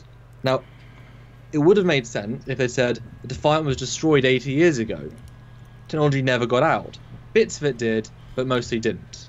Because everything they use is, by the standard of the time, so outdated, it's laughable. Beyond laughable. Beyond laughable. The Defiant has better technology than this in its historical databases from generations of tech ago. Why are they using it 120 years later if you look at the time span of technology? I hate that so much. The Shinjo should not exist. It's a old design. You already passed it. They didn't think it through. Once you make the Defiant leap That changes the entire ball game of the Mirror Universe. They didn't link it in. I hate it because it's lazy. They still use discovery phases. Those phases are over 120 years old. If you look at the weird timings of the time distortion define, you know. Yeah. That being said, it's not clear how much of the tech they let out of their possession. None. Well, exactly. It's all on the Sharon. Even though the ship still exists and everyone knows about it. I know. Oh, speaking of, interestingly, Lorca says we need to find information about the Defiant to get home. He already knows everything about it because he was in that database, wasn't he? He already had Captain Database level, so he already knows there's nothing useful. He knows everything about the Defiant. Like, that's already, you know, which is interesting to, yeah. Anyway. And this is a really good scene where her and Connor are in the turbolift going up to the bridge, and Connor's talking about having to take command after she was... Sorry, last thing, because Carl Studio said, how much time had passed between the Defiant showing up? I thought it was recent. 80 years. Well, no, yeah, the Defiant showed up in the NX-01 timeline in the Mirror Universe, and then this takes place 80 years later. Yeah. So 80 years to improve from TOS, and yet they're still the same as our universe, which doesn't work. Yeah. But on to the next scene. She's going up to the bridge in the turbolift with Connor. He's talking about how he had to wrestle control or gain control of the ship after she was presumed dead, and how now everybody respects him, and he's got to basically take her out so that they can respect him even more, because now that she's back, he's going to be losing his command. And it's awful, but she has to kill him in this universe. She saw him die in her universe. Now to see him alive again, it's like, yay, but no, because now I got to kill him. And pretty good fight. She smashes something that sends him flying up in the air and then slamming back down. And interesting fight. He falls out of the turbolift as they get to the bridge, and the crew's just like, yeah, she's back, and they're happy to see her back, or they're just scared shitless, one or the other. All the things. Yeah. It was interesting, actually. You got a sense of oddly genuine respect for Burnham, which is not what we saw in the Mirror Universe, except for Spock. Spock gave and received genuine respect. So I thought that was an interesting indication of Burnham. Like, within that single scene, you got the sense Mirror Burnham was way more capable than Prime Burnham. Because we saw a moment, rather than being told she was amazing. Because we don't know anything about Burnham yet, but we know from this one scene, she's awesome in this universe. That's really well done. So if that had happened in the Prime Universe, if she had done a problem, come on board, and everyone congratulates her, saying, wow, you're the first person to discover this race. How'd you know? I just knew. That would have been cool, a better first scene. Yeah. Then we see a great shot of the Shenzhou warping out with Discovery beside her. And then it should have been over there, but we have Burnham going to her quarters and bumping into Tyler. This is where we find out that Tyler knows all the codes aboard Discovery, including hers. He actually says he knows all the codes, which great thing for him to know. But well, Worf gets into everyone's quarters if he needs to. Oh, I know. Security override number one. But what a lot of trust for the seat. So does that mean does that mean Tyler can get into the Section 31 officers' quarters? Black badges. Yeah, and that restricted science lab that the guards were outside. I would assume so, because they're probably not on the ship anymore. They've probably moved on. But yeah. Anyway, you get an awful scene of them kissing, and nobody gives a shit. And then it closes with Lorca in the agonizer booth. Yeah. No. A really strong ending. Great episode. Good bit of space visual effects. Again, they should have done more to change the outside. I mean, even in Enterprise, they made the ISS symbol. Should have kept that. Should have changed the paint scheme. They could have done it in a day for both ships. Would have been nice rather than changing it identical. And boy, this bridge, the shot of Burnham, this bridge works beautifully as a mirror universe, militaristically updated TOS. I would buy that to a T. 80 years post TOS, but not really understanding it. Therefore, it's still a bit bulky. Yeah. Perfect. Doesn't work as Shinjo, but works as Mirror Shinjo. But a very good ending and kind of abrupt in a good way. like a next part makes you want to watch more. Yes. So there you have it, guys. That's the look at the episode. Now, I suppose this is where you're going to go look at our old scores. Well, yeah, I've got any other brief notes. Awesome costumes. Their brig, the Shinjo's torture brig, works a lot better. Hey, being so big, the set that works a lot better as a mirror universe one rather than a normal brig. While using obsolete phasers that 100 years old. Yeah, cool. Yeah, so I will. Before you give your final say, I'm going to go as I do. We've got a super chat. I'll wait until you answer that, or say howdy. Richard Kennedy puts in £4.99. Thank you very much, Richard. That zoom out bridge scene with that music is first class. I remember being super excited for the next episode. Yeah, as were we. We were on the edge of our seat as to what was coming next. So, and some good stuff, and also some pretty poor stuff. Okay, let's see. Episode 10. But before you give your thoughts, let's write down our scores for this year's review. So 2018 182. Okay, so Stuart, out of 10, well, I'll go first for once. I'm gonna give this one an solid 9. Solid 9, easily in the top tier of the season by absolute mile. I really haven't got that much to complain about, except some fundamental flaws, but they do not ruin the episode because they've already Discovery's already shown they don't care about the small things, except the really small things for fans, but they also get them wrong more often than not. Like the Enterprise, the D7, they get the mirror universe symbol. They get more things wrong when they try, but at least they tried well in this episode. Your number this year? I'm going to have to agree with you. Give it a 9. Because because of being directed by Jonathan Frakes, it had that Star Trek feel to it, and it was, again, very well paced, very well done. Some great scenes, some fantastic writing, and some very small scenes, and just the over arc of being in this new universe and getting more mirror universe I really enjoyed. So yeah, I'll definitely give it a 9. It's one of the better out of the Discovery pantheon of episodes. And again, yeah, writing hands and away better. I think what happened is that they had those extra months. They made a second and a third and a fourth draft of these episodes. Yeah, they had time to. It's so much better written. Yeah. It's not rushed written. You can just sense it so blatantly. Yeah, and it should get that. But guys, don't put your scores in yet. I want to have the funny bit of what we said last year, so I'll let Stuart have a lovely little bit of chat to the fans all right. while I watch us from the past. All right. Talk to you about guys. Yeah. So Adam Boots says, "What's your Tilly score?" Well, this is going to have to be a 10 out of 10 for Tilly episode for sure. What's yours, Adam? Storytelling was better, although a few plot holes. Acting was really good. Yeah, I totally agree with that. Vile Mike isn't. So you are judging these episodes only against the season and not all of Trek. You have to be, as this is a 9 when judging. Yeah, we have our get compared with other Trek score, and then we have our Discovery score. And so yeah, for Discovery, this is a 9. For all of Trek, it is still pretty good, and it's enjoyable to rewatch. It's probably like a 6.5, 7 for all Trek.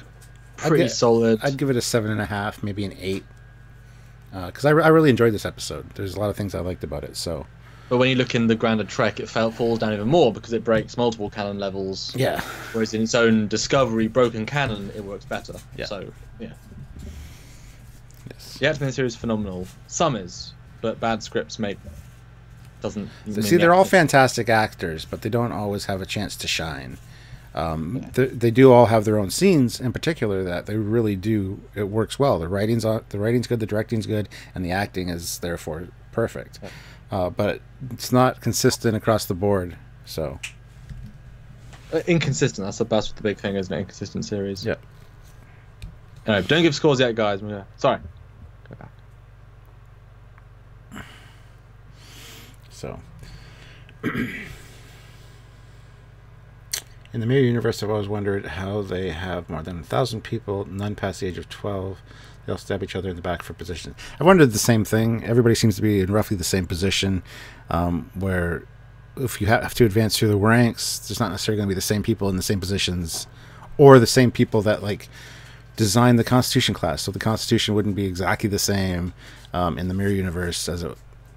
Anyway, subtle little things like that, yeah, they bug me a little bit. And I've brought that up to Doug Drexler, and he actually said, well, the best of the best are going to be where they are. I'm like, yeah, I get that, but it doesn't make sense logically. Last time I was here, these two were absolutely hating on Star Trek Discovery, and now they're trying to backtrack. LOL.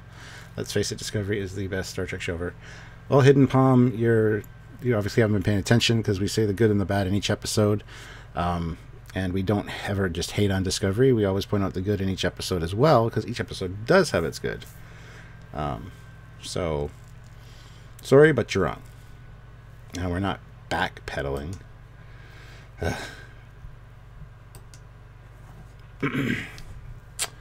Let's see. Like, when it's a good episode, it's a good episode. When it's worth calling out the good, we will. It's that simple, bud.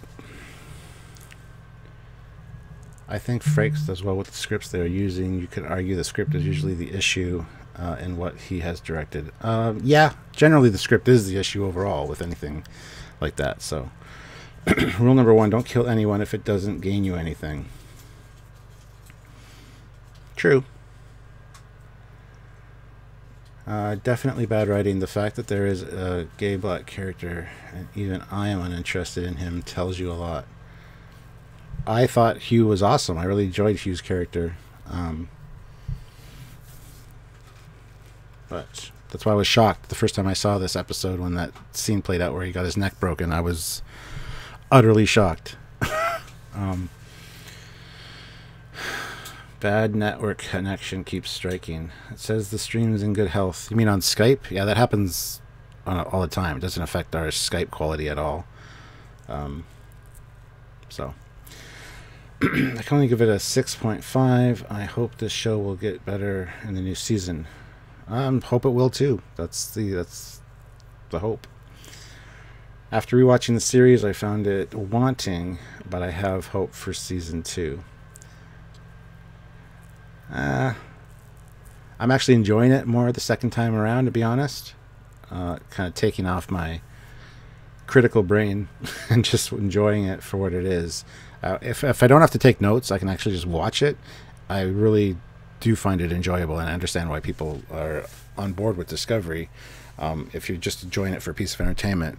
But when you try to slot it into the following Star Trek canon and fitting into the Prime universe, as they say, there's just too many issues with it for me. Yeah, shit comment. You aren't disco haters or lovers. Just comment on what you think of each episode. Yep. And there's good and bad in every one of them. If you listen to each one of our reviews, each one of our lives, we point out a lot of good things as well as the bad things. So those comments really piss me off. We're not one or the other. We very middle of the road. I love the Colbert character. He was perceptive, brave, and stood up to Lorca, which was awesome. I definitely agree with you. I had no issues with his character at all. Him and Stamets were actually a good couple together, in my opinion. Discovery is not logical. Not all the time, no. There would have been some rules regarding assassination to move up, otherwise the fleet likely wouldn't be able to operate, in my opinion. Oh, absolutely. It would just be anarchy. Nothing would ever get done if that was the case. I just don't think I can't picture living in a world like that, or in a structure like that, and having to watch your back all the time. You got to be able to trust people, and I wouldn't be able to trust anybody. I hope Pike is a genuine Starfleet captain. Yeah, I do too. I'm looking forward to seeing his portrayal in the new season. Given that there was good moments for characters and Burnham didn't have to fix others' problems, as a non-Star Trek show, it was okay. Okay. You guys do a great job reviewing the shows. Thank you, Mr. Hornug. I'm back. Did you miss me? Sure. Nope. Oh, you were even. I didn't even realize you were gone. Did you miss me, fans out? Do I have any fans? Oh, they missed you. They like you better than me. It's fine. Can you play That's what all? I've been talking about then, am I? Can you play all the animations, please? For a $200 super chat, I'll play them all back to back. Sure. Or just $5 for each one, so that's 20, so that's 100 as well. $5 a pop. Yeah, but there's bonus ones too, so you want to play those. True. So I just rounded up to 200 because. Yeah. So yeah. Right, last year, Stuart. Mm-hmm. You ready for this? Nope. Yeah, of course I am. This year, you liked it a lot. Most. Yeah. The problem with doing, that's why I should stick within your thoughts straight before this bit. So, last year you said you love the character development. Yes. Lorca continues to impress. Absolutely. He said Prime or Mirror, you don't care. Yep. You were sad. There's Little Saru. He started your favorite character, but now basically written as a nothing. Yep. Because he was the best part of the first few episodes, in my opinion. And lost the and one of the best. You like the and he thought that this episode was an example of rewrites and taking fan input that led to these episodes being made this way. Yes, I would still agree with that because they had time to tweak it. Yeah, and your score was 9.5 last year. It's gone down by 0.5, but that's it. Mm-hmm. That's a good keeping score. Mm-hmm. It's probably the only one to keep its score that consistent properly. Last year, I said, I agree with you, Saru was disappointing, but I said, Mirror Saru will be so much more interesting, and I can't wait to see Mirror Saru. Well, I can't wait. He's on a pair of chopsticks later. Yeah. Yeah. Like I literally said, I hoped he's the Predator in this universe, that he'd be vicious and he'd be really interesting. Like, nope. Nope. Nope. Got that wrong. Some of the strongest hits, but some mediums. Mm-hmm. And its strongest hits were completely, because it's linked to continuity. Because it used Trek continuity, it was stronger than the other episodes. Like all of the Mirror Universe stuff. Yep. And I was pleased they just about reached their potential when they got new writers and new production people. And the second best episode so far, I said. I gave it a 9/9.2, 9.3. So yeah, only down by 0.3. So first episode to only go down by less than a point. Nice. Yeah, so good job, Discovery. You did well. Well, good is good, and I think Jonathan Frakes was a big part of this one being as good as it is. Yeah. Yeah. Cool. So now, guys, give your scores on it. But Stuart, we're Discovery haters. We only bitch. Oh, I know. We didn't completely. Yeah, you missed. I think you were paying attention to the other thing, but somebody came on and said, "Oh, now they're backtracking. Last time they just were hating Discovery. Now they're backtracking on their opinion." Blah blah blah.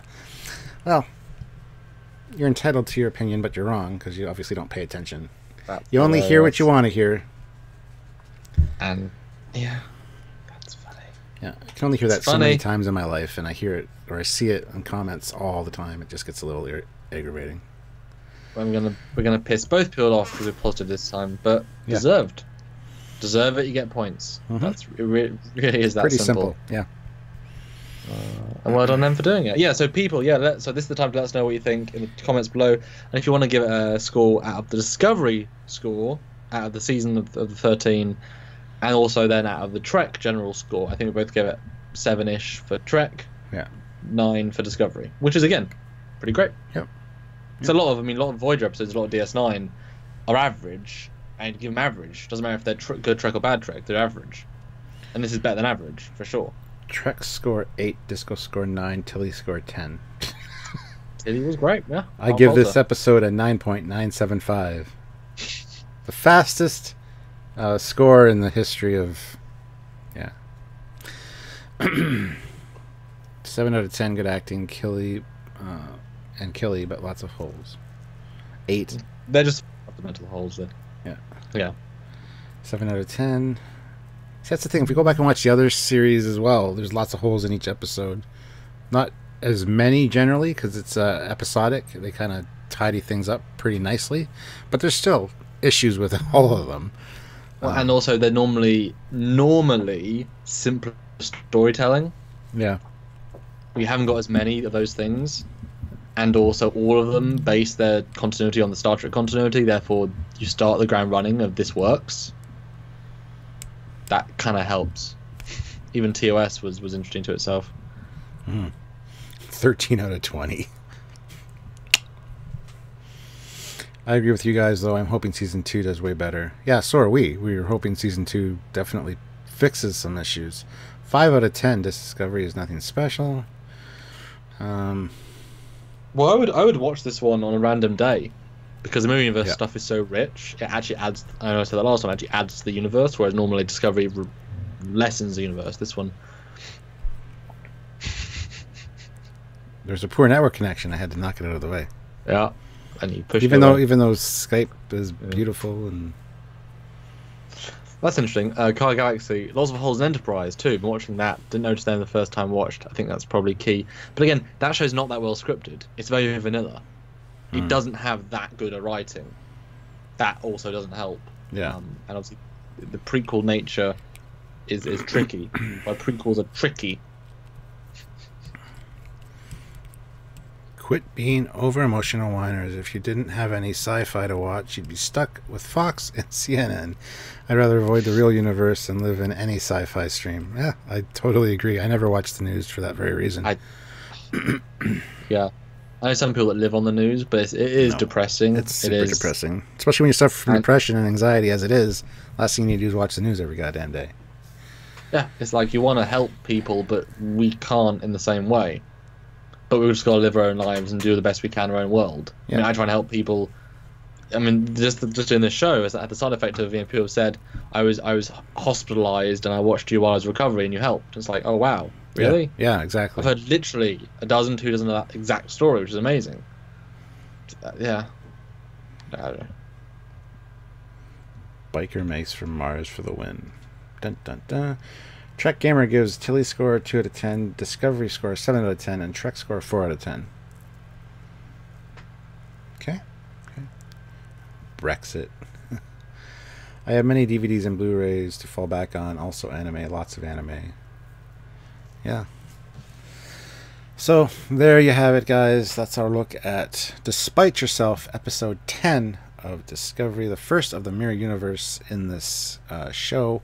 There's, I think, 2 more Mirror Universe episodes, or is it 3 more? I think it's literally 3, and then they jump back in the start of the other one, and there's 2. So yeah, it's 3 then 2, I guess. Okay. So very quick resolve. Yeah. So I'm looking forward to reviewing the next few, because to tie all these ones together as kind of a mini season arc. I think I'll really enjoy it, seeing especially Lorca develop. Solid 8 on the season, 6 against Trek, 12 out of 10 for Captain Killy. Yeah, I rewatched episode 11 already. Hooray! Yeah, I'll be having to watch that soon. I don't know when we'll be doing that. Maybe Tuesday or Wednesday. I'll have to see. Yeah, we're running out of time because real life will start taking over when we get to Christmas, end of December. Yeah. I'm excited. Yeah.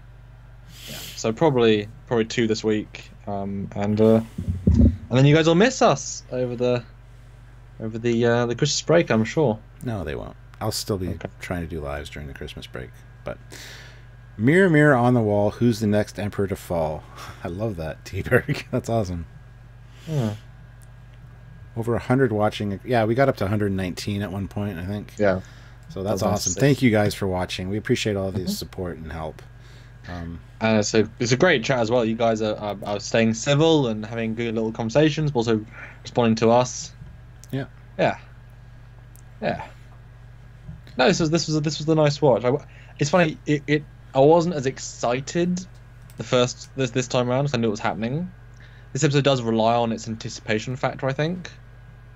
it's a fun ride, but it's such a setup that there's never a payoff really. So it was a constant medium this time around. The first time it was like, oh, and I actually said in the last year's notes, I said that I was constantly checking my phone and saying, how many minutes left? Wow. Yeah. Because it was so engaging. This time around, never less so. But that's not a problem. It's just, it's built very much for a first watch. Yes. Although, boy, as a binge, I mean, if you would actually binge these 6, either every night or literally back to back, it'd just be a pretty good thing. Yeah, this would be the way to introduce somebody to Discovery if you don't want them to see shit episodes first. Well, that being said, introducing people to Trek is tricky because there's episodes in every series of Trek that you don't want to show a non-Trek fan, because even I'm embarrassed by them, and I don't want them seeing that first and having them make up their mind based on something like that. But I think these ones definitely hold up. Fleet Paw Swiftback puts in $1.99 and says, think about Killy and touch the pinup again, Stuart. Okay, well, I'll think about Tilly. And I'll touch the pinup. There you go. The only reason I touched the pinup before was because there was a pop-up that came up and I had to click OK. But, you know, Super Chats will do what you need us to do. I'd rather go touch Sylvia and think about Tilly. Oh, snap. Love you, honey. Heard that. Yeah. Yeah. So how's everyone doing tonight? Yeah.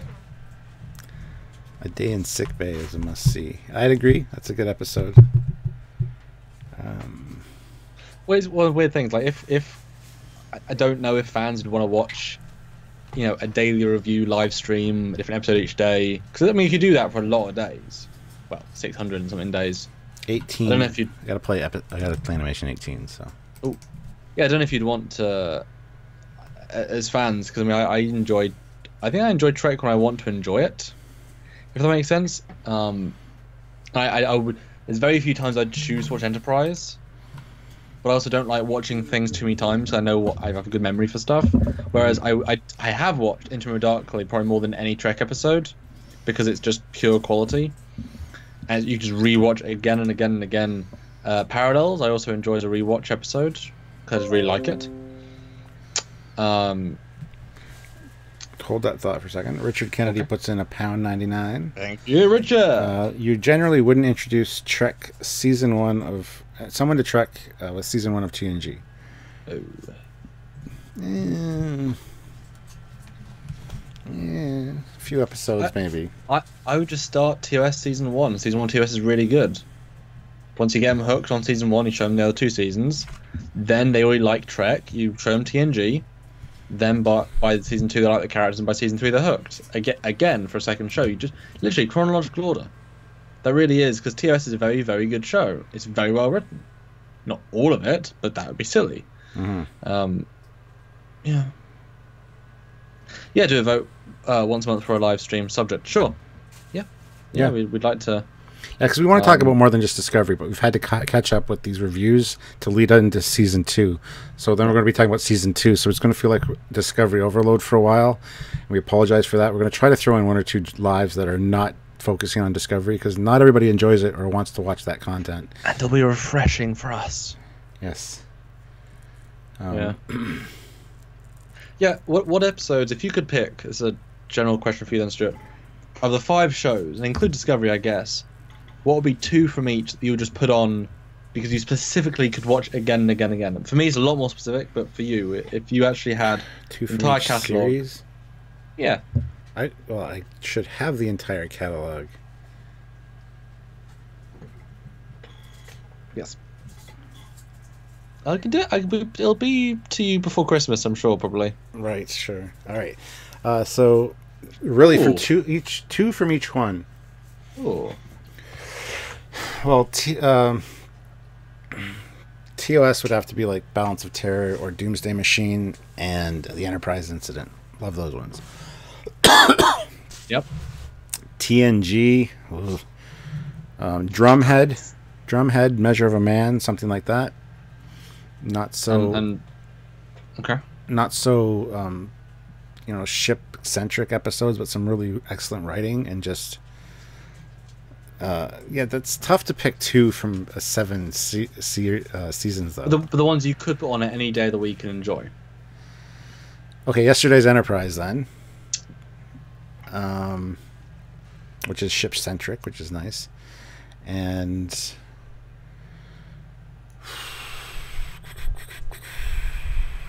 I can't think of any more right off the cuff. There's so many in TNG that I would be just put on to watch. So that's that. And Voyager, again, there's a lot that I'd want to watch in that. A lot of great standalone episodes. Threshold. I'm just kidding.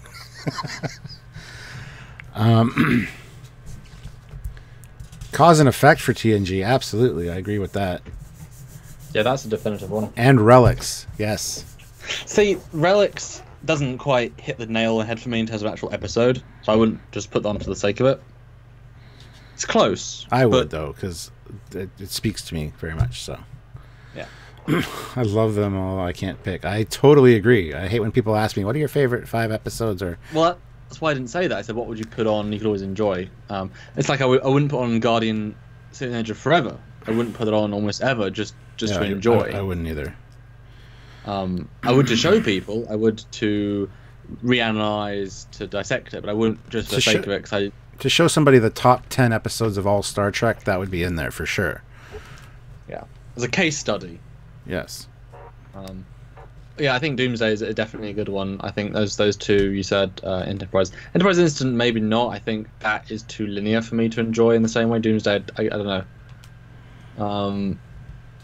Not Phone and Web. I don't know the 2S names that well, so it's the one I don't know as well. Yeah, exactly. I don't know all the names of every episode either, so. No. Plus, a lot of times I get A plot and B plots mixed up in episodes. I can't remember what goes with what episode, but TNG definitely Cause and Effect is a good one. Sylvia just said, "Do a review of Move Along Home." How about no? Just no.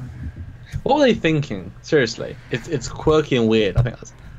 Oh God. It's a great premise for an episode, but it just wasn't executed well. Awfully executed. Alamarine, what's it?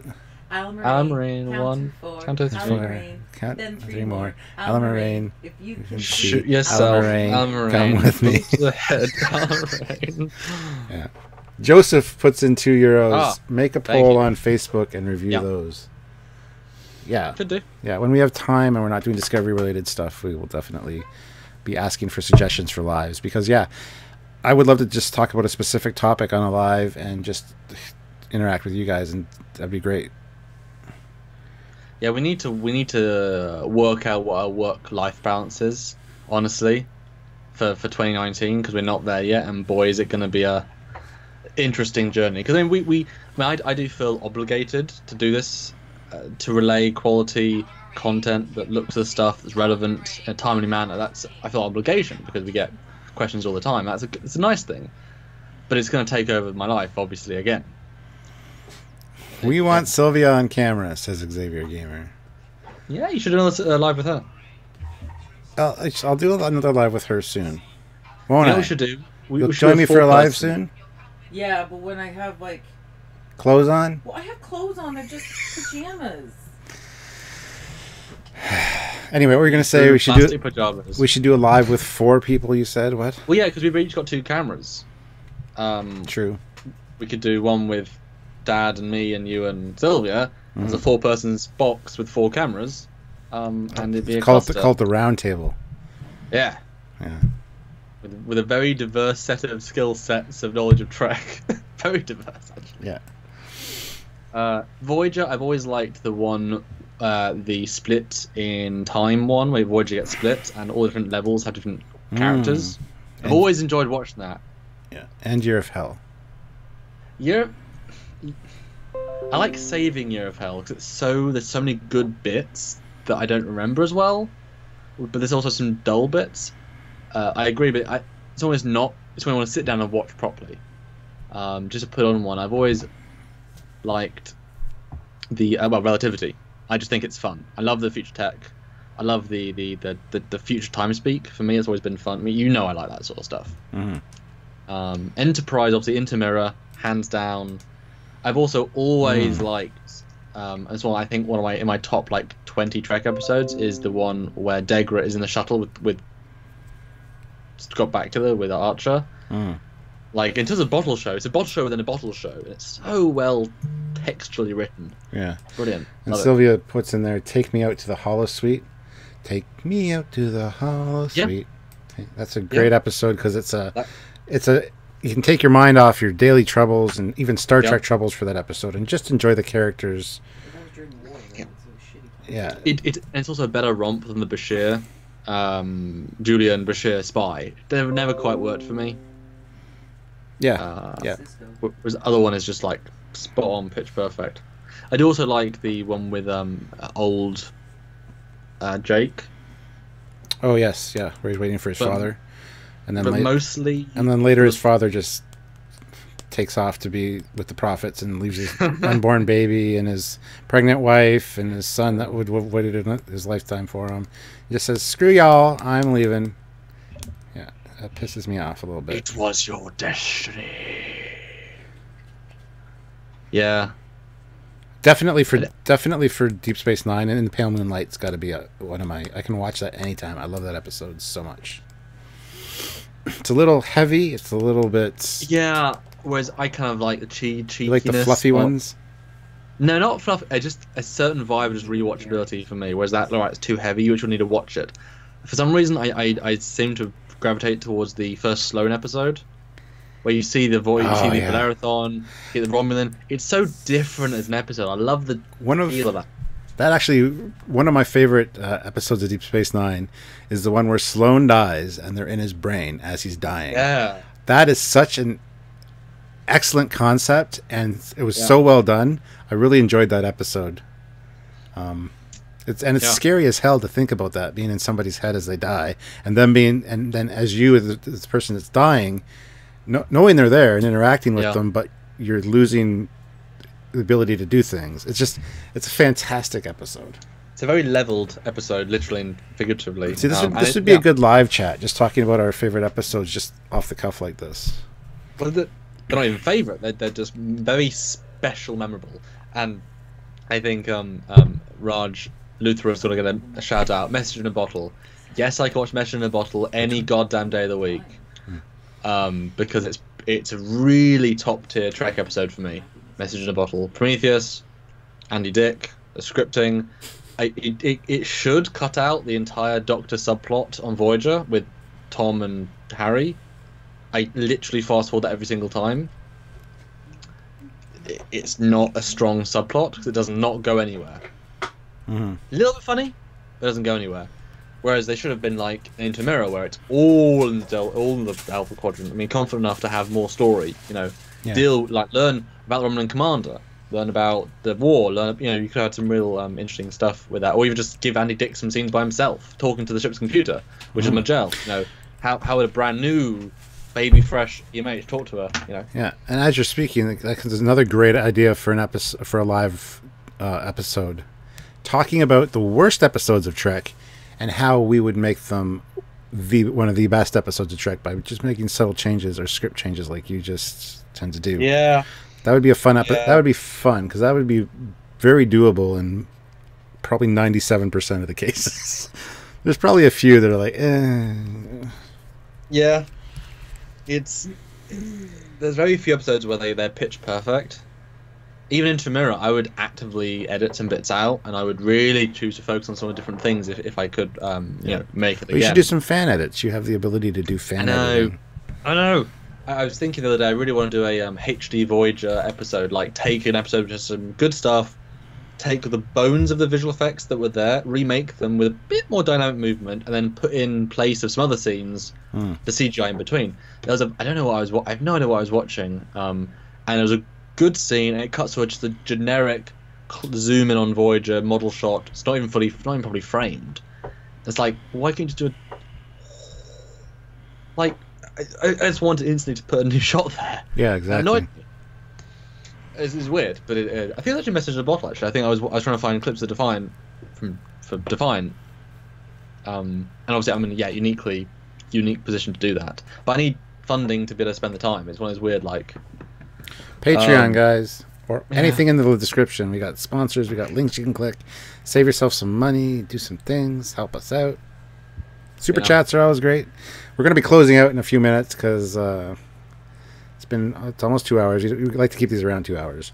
But yeah, although we should do a 24-hour telethon once, or a 24-hour thing like Lore did. Lore was on for 24 hours just himself. I mean, we got 2 of us. We can swap in, swap out. We've got 4 of us. Yeah, well, that's what he just said. We've got 4 of us that we can do that. Yeah. But Lore did it without sleeping, and that's part of the fun. We need to be there the whole time, just maybe off screen for 10 minutes, 15 minutes. I will do that for you guys. I know Samuel will. And you should get Z Films to jump in.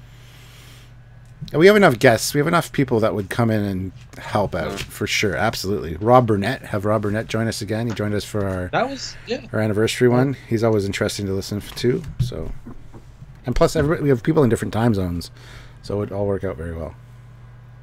Yeah.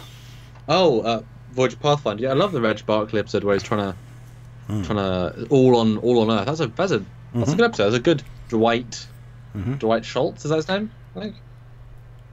Good episode for that actor. Yeah. Yeah, and actually we probably have some Indiegogo campaigns coming up soon because we do want to do a trip or 2 next year. So during those Indiegogo campaigns, we will do like 4 or 5 hour maybe lives to build up. Because last time when we did an Indiegogo, we did jump on and do videos to push the campaign. Yeah. So I think we will do something like that with our Indiegogo campaigns, just to get more pledges, get more, show off the merchandise that you can get. Well, I have perks. Pretty much all the perks ready. There's a bunch here too. Remember? Yeah. I mean, the special ones for the new campaigns, like it's, and we've got 4K cameras, and you can OBS it with more space. Yeah, it'd be. I'm really excited. Next year will be a big one. I'm very excited that on our trips next year we can do lives together on location, which means we can raise some funds on location, because that's kind of important. Because normally when we do these trips, the money we raise goes towards the trip. Each time it hasn't come in until after the trip was completed. That is so effing annoying. You raise the money and it doesn't come in until just at the end of the trip. It's like, for Christ's sakes. I mean, last time we did the trip as we were Indiegogo, which is why then we managed to do lives together. And and that managed to save the trip actually. But yeah, no, it'd be nice to raise some money during the trip, because we can't, and I don't think this time I'll be able to have the same number of videos pre-edited ready to go, which means by doing a trip we can't make videos, the income drops to 0 sort of thing, but we're there to make content. But on a trip, normally isn't. Yeah, on a trip these lives are gold. Because I did a live from my phone the other night at the end, as soon as I finished watching The Brightest Star, just to see what a live on YouTube from my phone would be like, and it worked out really well. You can take your thumbnail in front of whatever, and you can see the super chats coming in. It just rolls by a lot faster because there's like 2 comments on the screen at a time before it's gone, and it's hard to scroll back through. This we get like 8 to 10 comments on the screen plus all the super chats. It's just way easier to keep track of things on a computer. But we'll have our laptops with us, so yeah, we'll definitely be able to do lives on the fly kind of thing. Well, and in terms of guesting, it'd be great if we were on location somewhere and, plug a USB hub into all of our laptops, plug all 4 cameras, plug OBS, and now we can do literally 4 cameras, 4 people, the close-ups on this, or just 4 cool angles, and then we can even cut between different cameras. We can live multicam, the close-up for each person, the mid-shot, the wide, No, it's exciting, and just like you say, we Jamal Taylor says we need to get the captain a 4K monitor. I have a 4K monitor. I'm looking at it, and I also have a 4K camera. So, what are you talking about? My laptop doesn't do OBS quite as well, but yeah. Actually, that's a good point. We both have quite high-end PCs. We haven't tried it with laptops. I mean, I can do lives from my laptop fine, but it just doesn't have all the bit rate and stuff doesn't quite. Yeah, it's not as good for sure. That's what. Plus, screen real estate is one screen, so it's very hard to OBS and do the chat and other things. Now that I have 2 monitors, because I finally hooked up another monitor, it's much easier to multitask and get all this stuff going on at the same time. With that on a laptop, unless we bring another monitor with us, that's a possibility as well. Just plug it in, Yeah. HDMI. Yeah, I mean, there's all sorts of potentials. Yeah. I mean, some of the things we're planning, it'd be great to show as live, and get the fans right there and see things and talk to people, and yeah, it'd be great. Be nice to do. But that being said, look forward to some cool trips, some cool Indiegogo campaigns, some cool stuff coming out. Also look forward to next week 2 more Discovery reviews at least, and upcoming in January, well, end of December, Orville reviews, as well as January 17th, Trek is back. Plus January 6th or 7th or something is the Harry Mudd short. So there's lots to look forward to, guys, but I think we need to wrap this one up.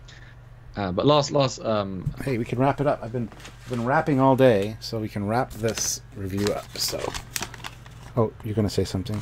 I'll wrap up the end of the video as you talk. Perfect. Car Guys Studios. Samuel, when do you stop production again on Convergence? Well, I've been busy with everything else, but I've been passively having my team do things. So some of the interiors now more finished, which is amazing. Really excited about that. And basically, one of our actors is a little bit off the grid right now. We hope to get in contact with them soon, so we can replan things. And basically, the first weekend, all of our 7 actors are free from their multiple places around the world, and the studio is free. So it will be a challenge to get it booked, but it will just take another weekend, and we're in no rush. The only thing to worry about is haircut lengths. But there isn't, yeah. It's gonna be good, and I'm hoping to do some previs work because the last set is work withable, which is lovely. So hopefully, Temporal Anomaly, hopefully out either right at the end of this year, or right at the start of next year. Once it's out, can't do any more, and so I'll be from the Convergence, and we're trying to make a previs of that, and see some of the great stuff. We got another super chat from Dale Stafford for $2. Cool. Thank you very much, Dale. Thanks he says, "Sorry for cheating on you last night, Captain. Just woke up." He felt like he was cheating on me with because he was an Anti-Trekkers live stream, and he said maybe Anti-Trekker's my mistress, to which I said no, Anti-Trekker's just your side bitch. So I think $2 is a little low for the cheating on me, though. I think you need to pony up a little more cash than that to get a real apology going on. Just saying. Yup. Dale, I'm watching you. I'm going to be watching the Anti-Trekkers live streams too, so see how often you pop up there. I'm just kidding. I don't care. Anyway, guys, let's call it quits for today. Thank you very much for joining us, and everybody that super chatted, very much appreciated. Everyone that just came to hang out. There was 119 of you at one point. Awesome. So thank you very much, and stay tuned to the Facebook page to find out when we're doing our next review, which will be next week sometime. So yeah, that was a good episode. Thanks so much, and see you for more Mirror next week. Right. Bye, guys. Bye. See you. Should I hit end now? I should. Okay. I hit end. Okay. No, I didn't. They can still see us. That's weird. Right. Maybe I'll hit it now. My God. I hit it now. There. Yeah, so now that they're gone, I hate those people so much. Oh, wait, we're still live. Bye, guys. He's so funny. I love you. Dad jokes all around. Man. Dad jokes for all of you. Funny man. Bye. Wave bye to the people, Samuel. Bye. All right.